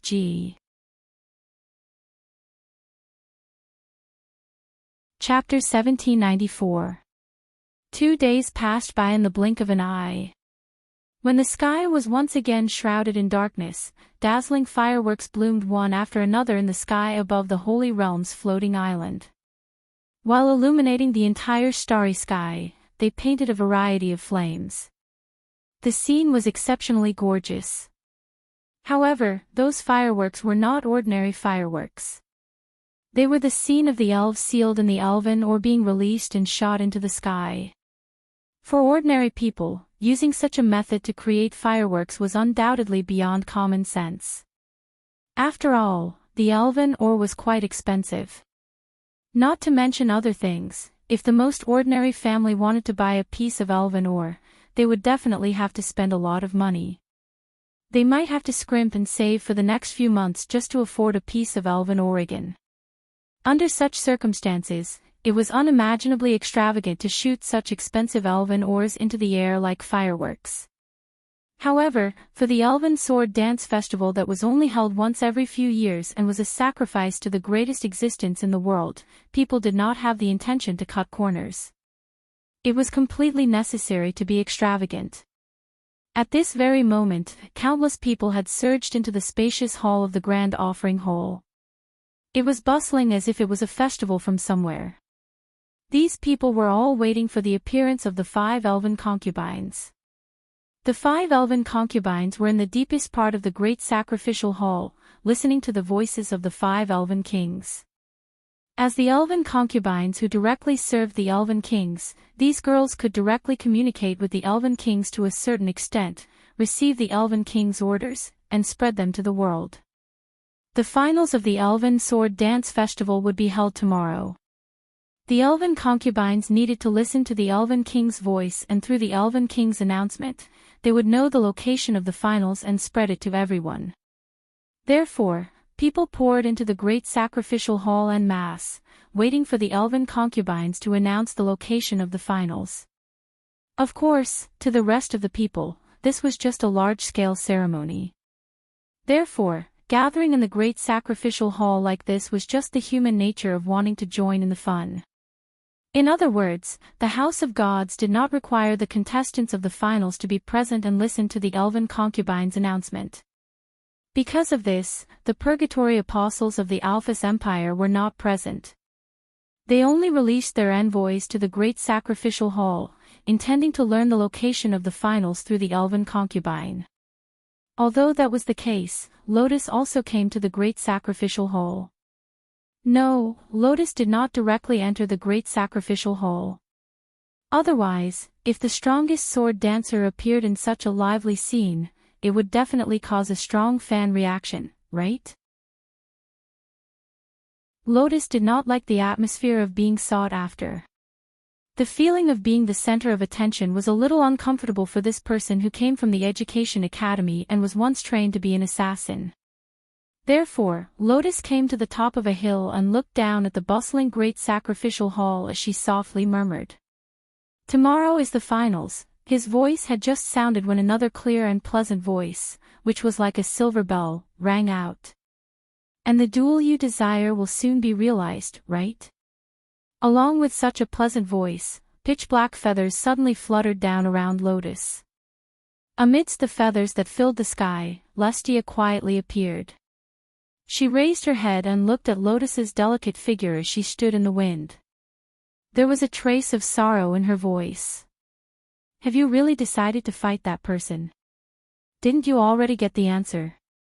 Lotus laughed bitterly. "What's the point in asking?" "Because it's not necessary at all." Lustia sighed. "You've perfectly inherited the Dark Elf King's power and have long become an unprecedented demon king. You don't even need to fear the 5 great elf kings. You can do whatever you want. Why are you so obsessed with that man?" "You're wrong, Lustia." Lotus shook her head, her voice was extremely cold. "Even if I don't persist, I can't do what I want to do. The power lodging in my body belongs to the Dark Elf King, and the Dark Elf King is the enemy of the 5 great elf kings. Since I've inherited the power of the Dark Elf King and become the Demon King, I can't avoid fighting the 5 great elf kings." Lustia was speechless. But after a while, Lustia immediately refuted. "But before that, you can also do what you want to do. With the power of the Demon King, is there anything in this world that you can't do?" "So, Lustia, you still don't understand." Lotus raised her head and looked at the night sky, her voice faintly discernible. "What I want to do is to end things with Noah. But that man is too dangerous." Lustia's tone inevitably became anxious. "He's clearly not like you, who inherited the power of the Dark Elf King. He's also not as special as the Red Lotus, whose origins are unknown. I've never even heard of his existence before. Yet, he was able to form a contract with the strongest sword elf and even fight against you as a human. That man is truly too mysterious and too strange. Even if it's you, against such a person, there's no guarantee that you can win. That's why it's meaningful."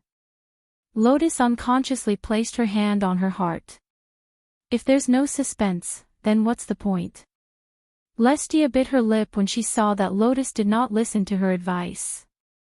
A vexed expression appeared on her face.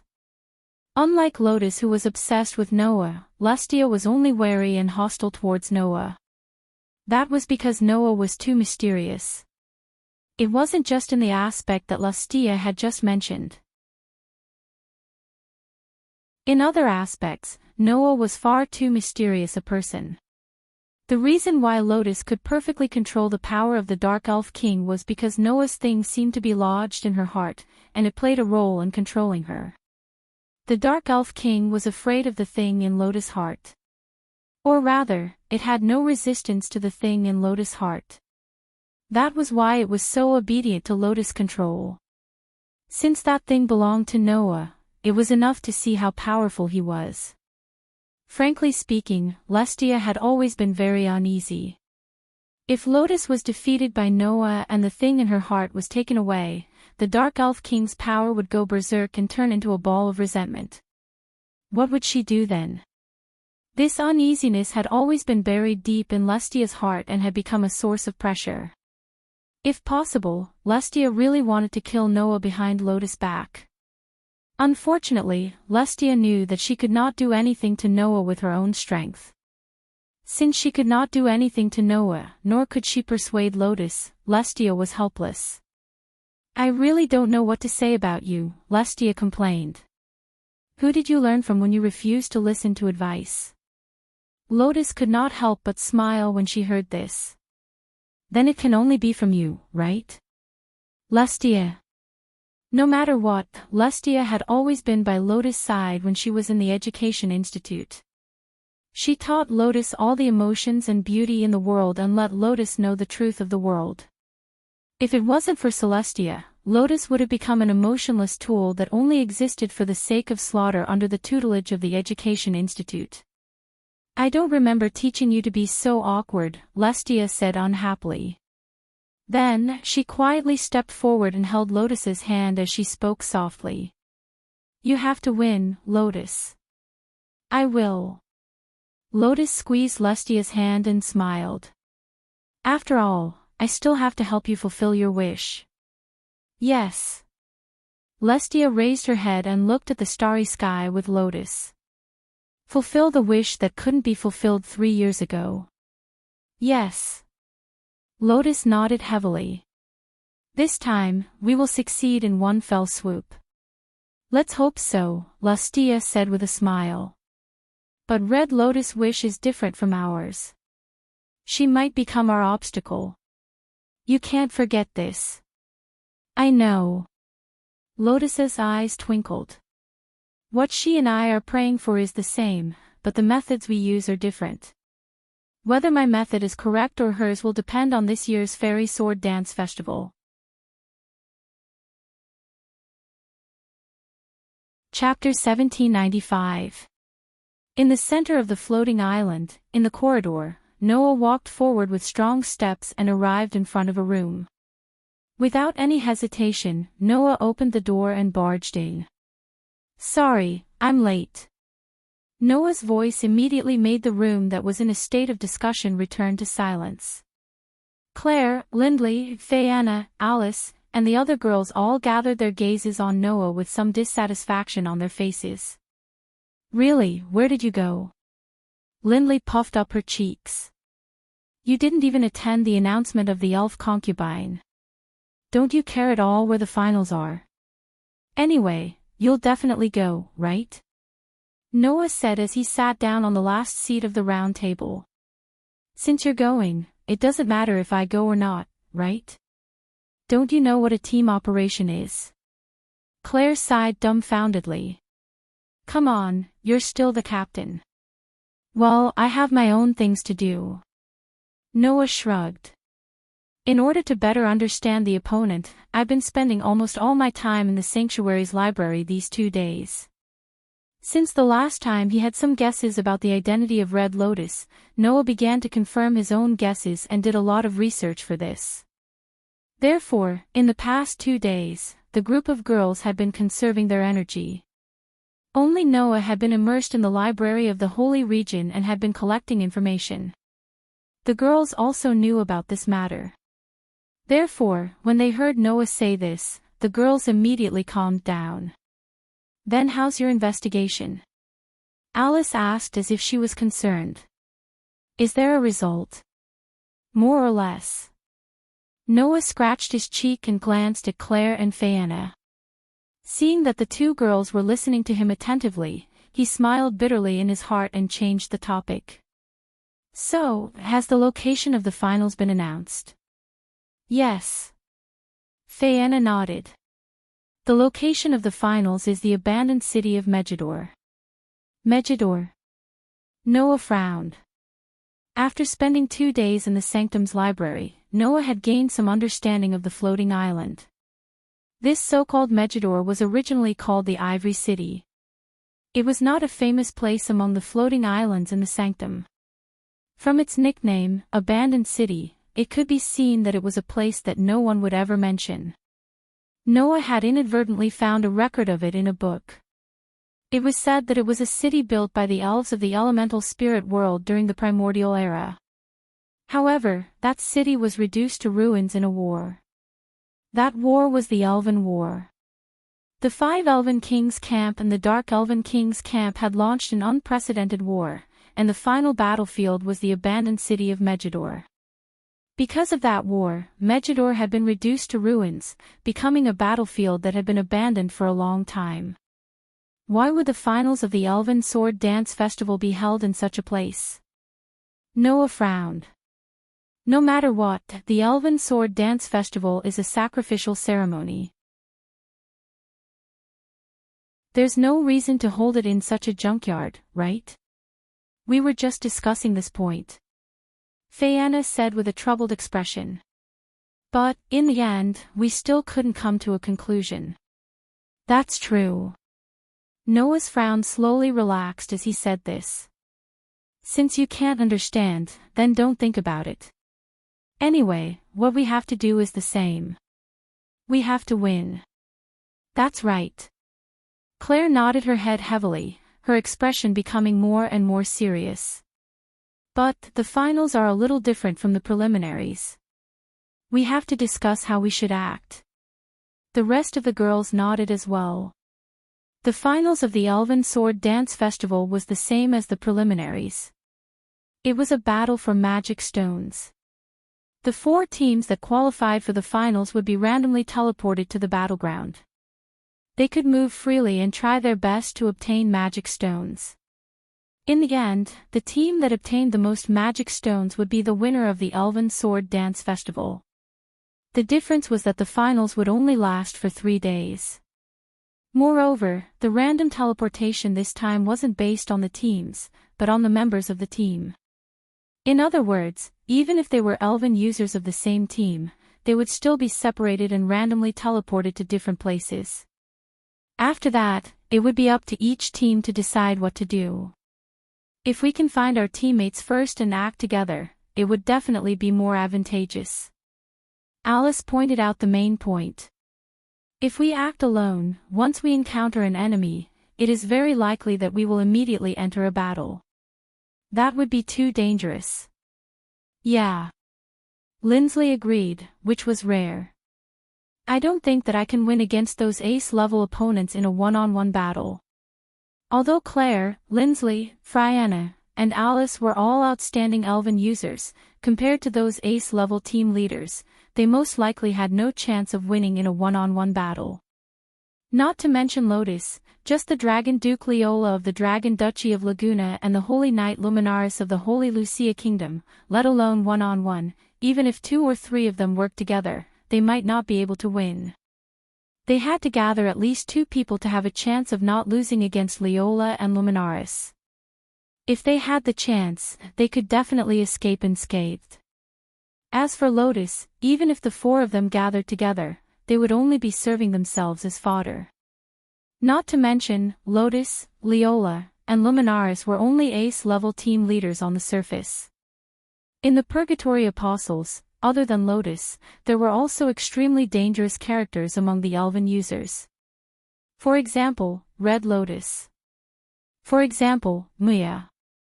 That little girl who could single-handedly control tactical military elves. If she had enough military elves to squander, her strength would definitely be on par with Leola and Luminaris. Therefore, this was a test of luck.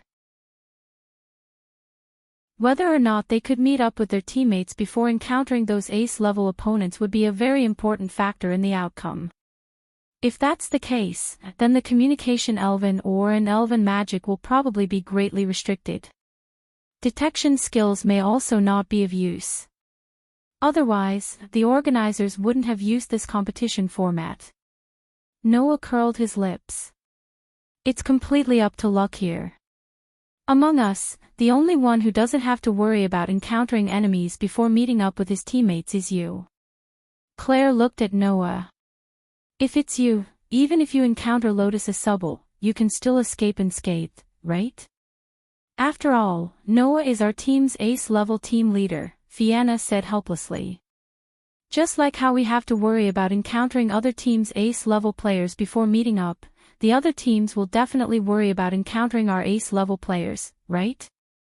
In other words, everyone's conditions are the same, Alice said. The rest will depend on luck. Luck? Lindsley said confidently. I've always had a lot of confidence in my luck. Although she said this, Lindsley's fingers were unconsciously curling her hair. Clearly, Lindsley was also very nervous. There are only 3 days, and the team members are all separated. That's different from the preliminaries. It's impossible to siege a stronghold or something like that. Noah looked pensive. After a while, Noah suddenly smiled. Good. Noah clapped his hands. The course of action has been decided. All the girls' expressions brightened. However, when Noah told all the girls about the team's course of action, they were all stunned. Really? Claire couldn't help but ask. Isn't that too dangerous? It's too ostentatious. Even Fiona was nervous. Is there really no problem? Who knows? Noah said very irresponsibly. If we don't try, who knows if it will work or not? The girls looked at each other. In the end, they could only nod. Although it was very reckless, they had to admit. If Noah's plan succeeded, the situation would become very advantageous to them. Chapter 1796. Just like that, the day of the finals arrived. In the room, Noah put on the Alicia Elven Academy uniform. After he was done, he reached out and picked up the 2 small swords on the bedside. Looking at the 2 small swords in his hands, especially the silver one, Noah muttered in his heart. Still can't pull himself together. Although Aster would still respond to Noah when he needed to use the elven device, during this time, Aster did not appear in his human form. Even when Noah used the contract to communicate with Aster, although Aster responded, his voice was very weak. It was obvious that Aster's condition was not good. There was only one reason for this state to appear. That was the existence of Red Lotus. As expected, Aster is still very concerned about the aura of the saintess that appeared on Red Lotus. The aura of his dead master appeared once again. It was not because of such a simple reason that Aster's condition was so bad. If it was only because he felt the aura of his dead master, then Aster would not have such a strong reaction. After all, no matter what, Aster was already Noah's contract spirit and not the Saintess of Salvation's contract spirit. Even if it was a former master, once the contract ended, even if the past ties still existed, the elves would still pay more attention to their current elven envoy. The problem was that to Aster, the Saintess of Salvation was not just a contractor. To Aster, the Saintess of Salvation was a victim of her own curse. Presumably, Aster had always felt a strong sense of guilt towards the Saintess of Salvation. Otherwise, Aster would not have sealed himself in the sword. Before Noah appeared, he swore that he would never communicate with another elven envoy. Now, the appearance of the Saintess of Salvation's aura triggered the guilt in Aster's heart, causing it to explode. This was the main reason why Aster was not in his best condition. Aster. Noah felt a little heartache. At this time, Athena's voice sounded in Noah's mind. That holy sword spirit isn't as weak as you think. She just needs some time, Athena said calmly. So, at this time, it's better for you to leave the holy sword spirit alone. I know. Noah took a deep breath. It's just that I might have to fight against Red Lotus in the finals. When that time comes. When the time comes, you can just use me, Athena said decisively.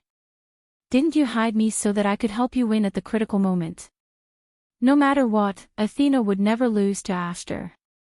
Even an existence like the Elf King would be able to compete with her.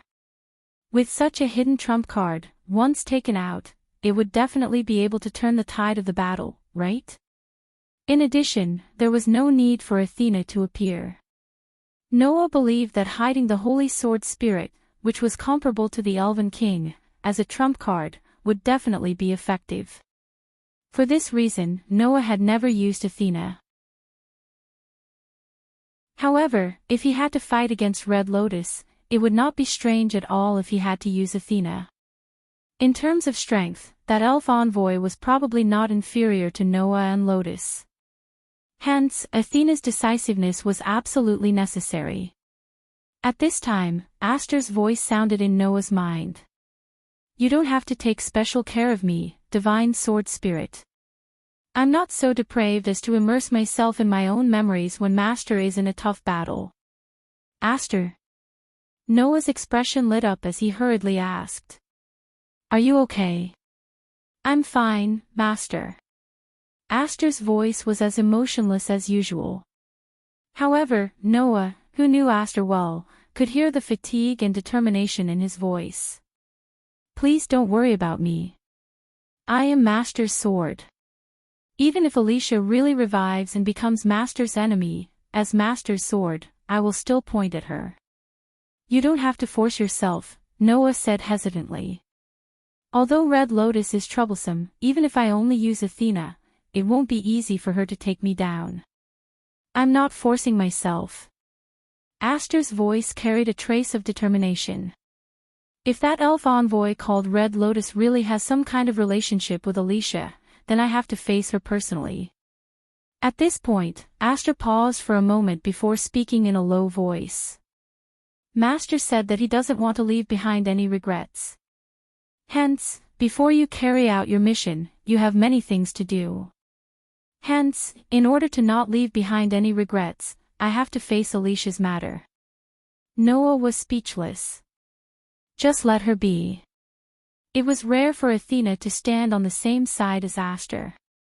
Facing the unbearable past is painful, but it is not a reason to escape. Perhaps that is the only way for the divine sword spirit to break free from the past and regain a new life. Meeting Noah allowed Aster to face his curse and open his heart to others. However, other than the curse, Aster still had to face the pain of his past. Only by overcoming the pain could Aster be considered to have regained a new life. In order to not leave behind any regrets, he wholeheartedly followed Noah and faced life and death with Noah. Perhaps Red Lotus was the last obstacle Aster had to face. Tightly grasping the silver dagger, Noah nodded heavily. After coming out of the room, Noah met up with Claire, Linley, Fayeanna, Alice, and the other girls. Apart from the girls, Milea, Carol, and even Mira were present. I will cheer for you. Milea hugged Linsley tightly.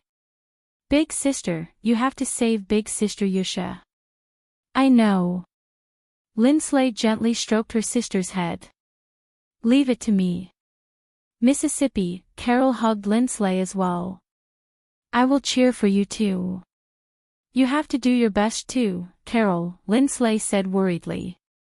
When I'm not here, you have to eat on time. Don't starve until I come back just because you don't know how to cook. Whoa whoa. Carol nodded repeatedly. I will, Mississippi. The originally touching scene became a bit strange for some reason. At the very least, Claire, Viviana, and Alice looked as if they wanted to say something, but couldn't. Just as Noah didn't know whether to laugh or cry, the corner of his clothes was pulled. Noah, you have to do your best too. Mira looked straight at Noah, her heterochromatic eyes shaking slightly. I believe you will definitely win. Don't worry. Noah reached out and patted Myra's head. It won't be that easy to beat me. After everyone said their goodbyes, a witch from the god parliament knocked on the door. She stood outside and bowed to everyone. Everyone, it's time. Please bring your items within the stipulated weight and follow me to the door that will teleport you to the final venue. Everyone glanced at each other and nodded. Because the location this time was special and it was a random individual teleportation, the magic array that would teleport the contestants to the final venue wasn't in the Great Sacrificial Hall, but in the 4 holy halls scattered around the city tower. Under the guidance of which G, Noah, and the others came to a holy hall that looked like an ancestral hall. Inside the holy hall, a total of 5 magic arrays were emitting a faint light. Please enter the teleportation door. It will teleport you to the location of the finals.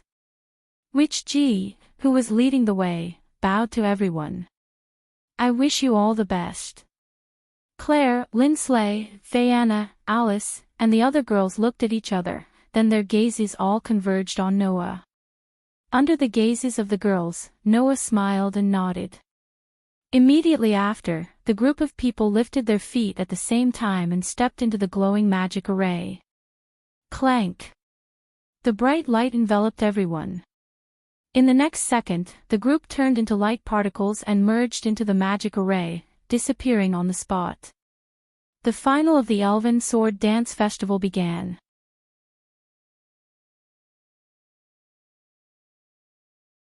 Chapter 1797. Before Noah opened his eyes again, his sharp senses allowed Noah to sense that something was wrong. At this moment, within the range of Noah's senses, everything seemed to have lost its vitality and was filled with an aura of death. Noah opened his eyes. The scene in front of him was an extremely vast and huge city.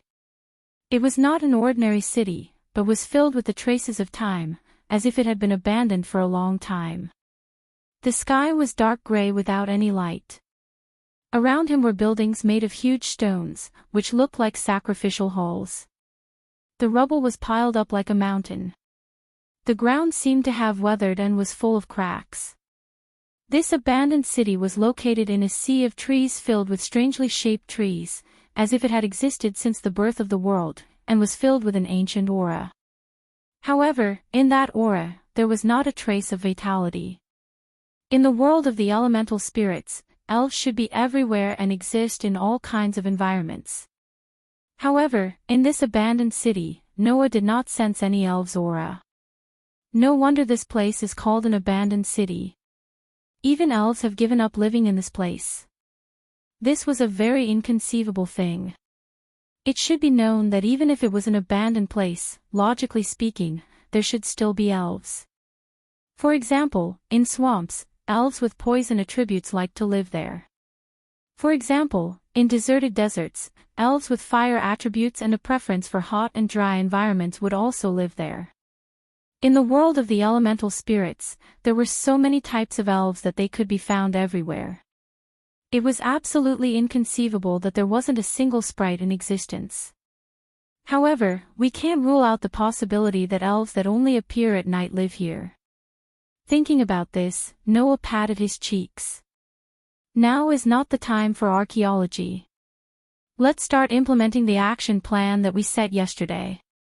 After that, Noah raised his hand high up in the air towards the gloomy sky. A surge of magical power suddenly rose from Noah's body, turning into a gust of wind that swept the surroundings, and raised the sand in the sky. Like a whirlpool, with Noah as the center, it kept spinning. Clang! An extremely complicated and mysterious geometric magic array suddenly rose from Noah's hand and flashed in front of the palm facing the sky, emitting a faint light. The surge of magical power from Noah's body suddenly turned into a stream of air and poured into the magic array. Suddenly, under the infusion of a huge amount of magical power, the complicated and mysterious geometric magic array expanded little by little, and finally expanded to a diameter of tens of meters. This should be enough, right? Noah muttered and then suddenly chanted. Cast! The huge magic array that was spinning suddenly came to a halt. In the next moment, a huge beam of light shot up into the sky and shot towards the sky. Amidst the violent tremors in the atmosphere, the dark gray clouds in the sky were dispersed and lit up the entire gloomy abandoned city. During the Elven Sword Dance ritual, Noah did not use the magic cannon except for the unfriendly greeting with the elven envoys of the Purgatory Apostles at the beginning. After all, in the world of the elemental elves, the elven envoys could turn the elven magical equipment and elven magic into pure divine aura to cause mental damage to the opponent and not directly hurt the opponent's body. However, Noah's magic cannon was not in this category. It was not the elven magic cannon, and once it was used, it would only cause physical damage. Therefore, Noah did not use the magic cannon during the elven sword dance ritual. In the finals, the magic cannon would probably not be used, right? However, at this moment, Noah needed to use the magic cannon to do something. That was to point out the direction for his companions. At this moment, the huge magic light beam that shot up into the sky attracted the attention of all the elven envoys that were teleported to the ancient capital. Is it there? In front of a dilapidated building, Alice looked at the huge magic light beam that shot up into the sky. She held the elven magical equipment in her hand and rushed in a certain direction. That guy actually managed to accomplish such an exaggerated feat in an abandoned alley. Claire also rushed in a certain direction with the flame whip in her hand. Among everyone, I am the weakest. I have to hurry and meet up with my companions. In the path surrounded by the shade of trees, Fianna looked nervous and serious as she jogged forward. If one observed carefully, they would discover that the three girls were all rushing in the same direction. That was the course of action set by Noah.